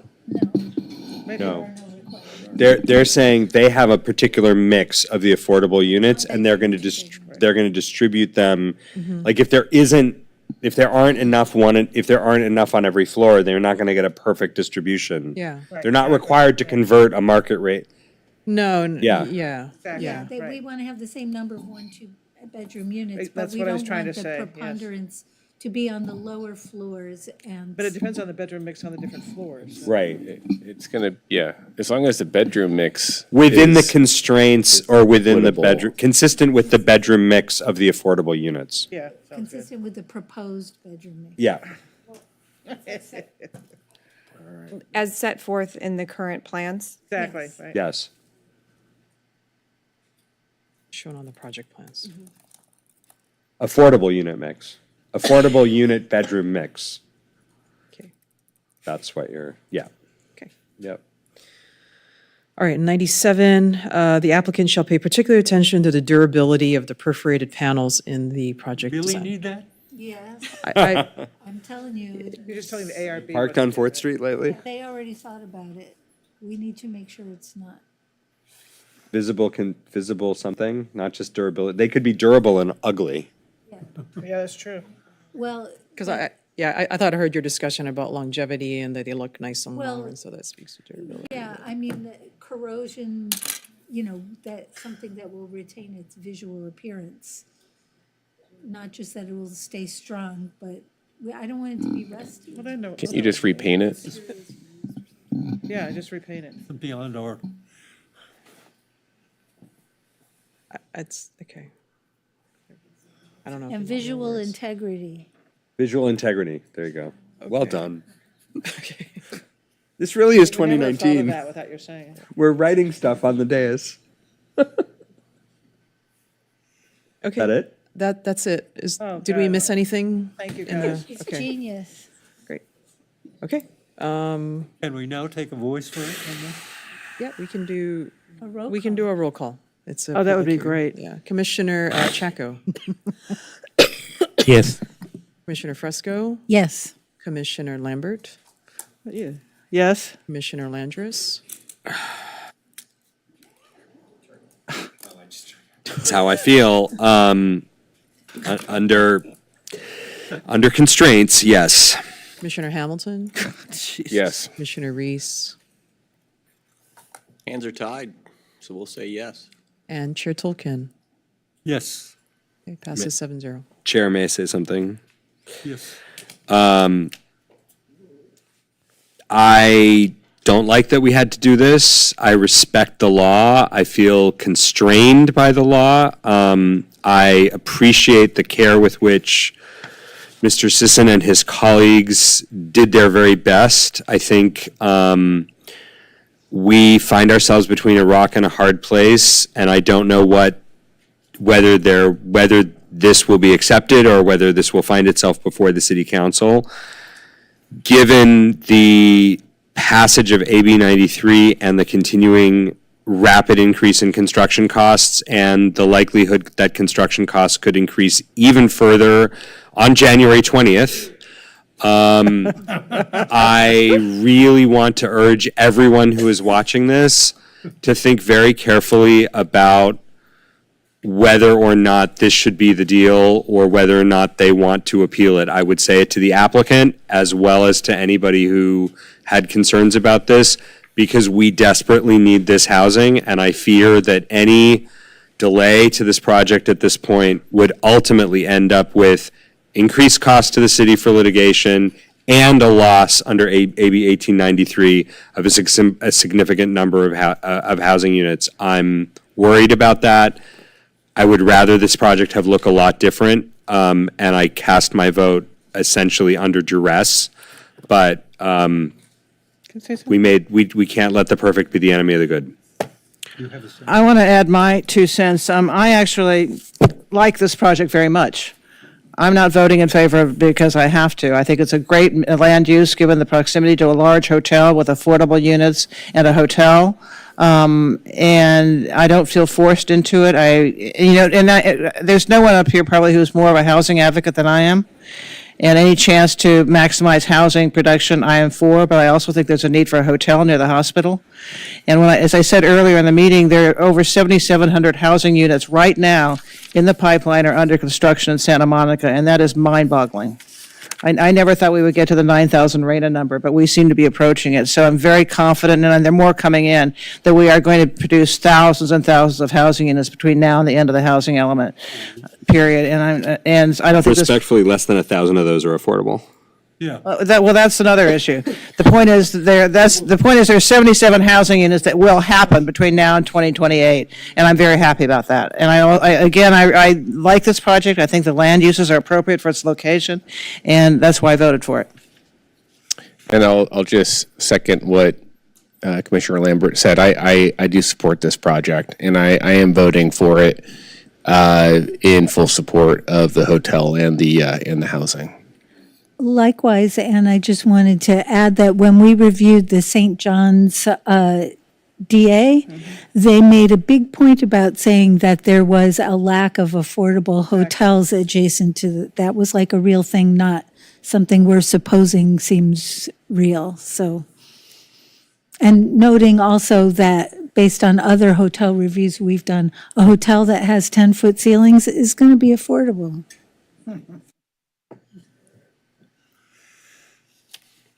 Since there are no resolutions, no written communications, the Planning Commission members' discussion items, I adjourn the meeting. It's now 9:43. Happy holidays. Happy holidays to all you.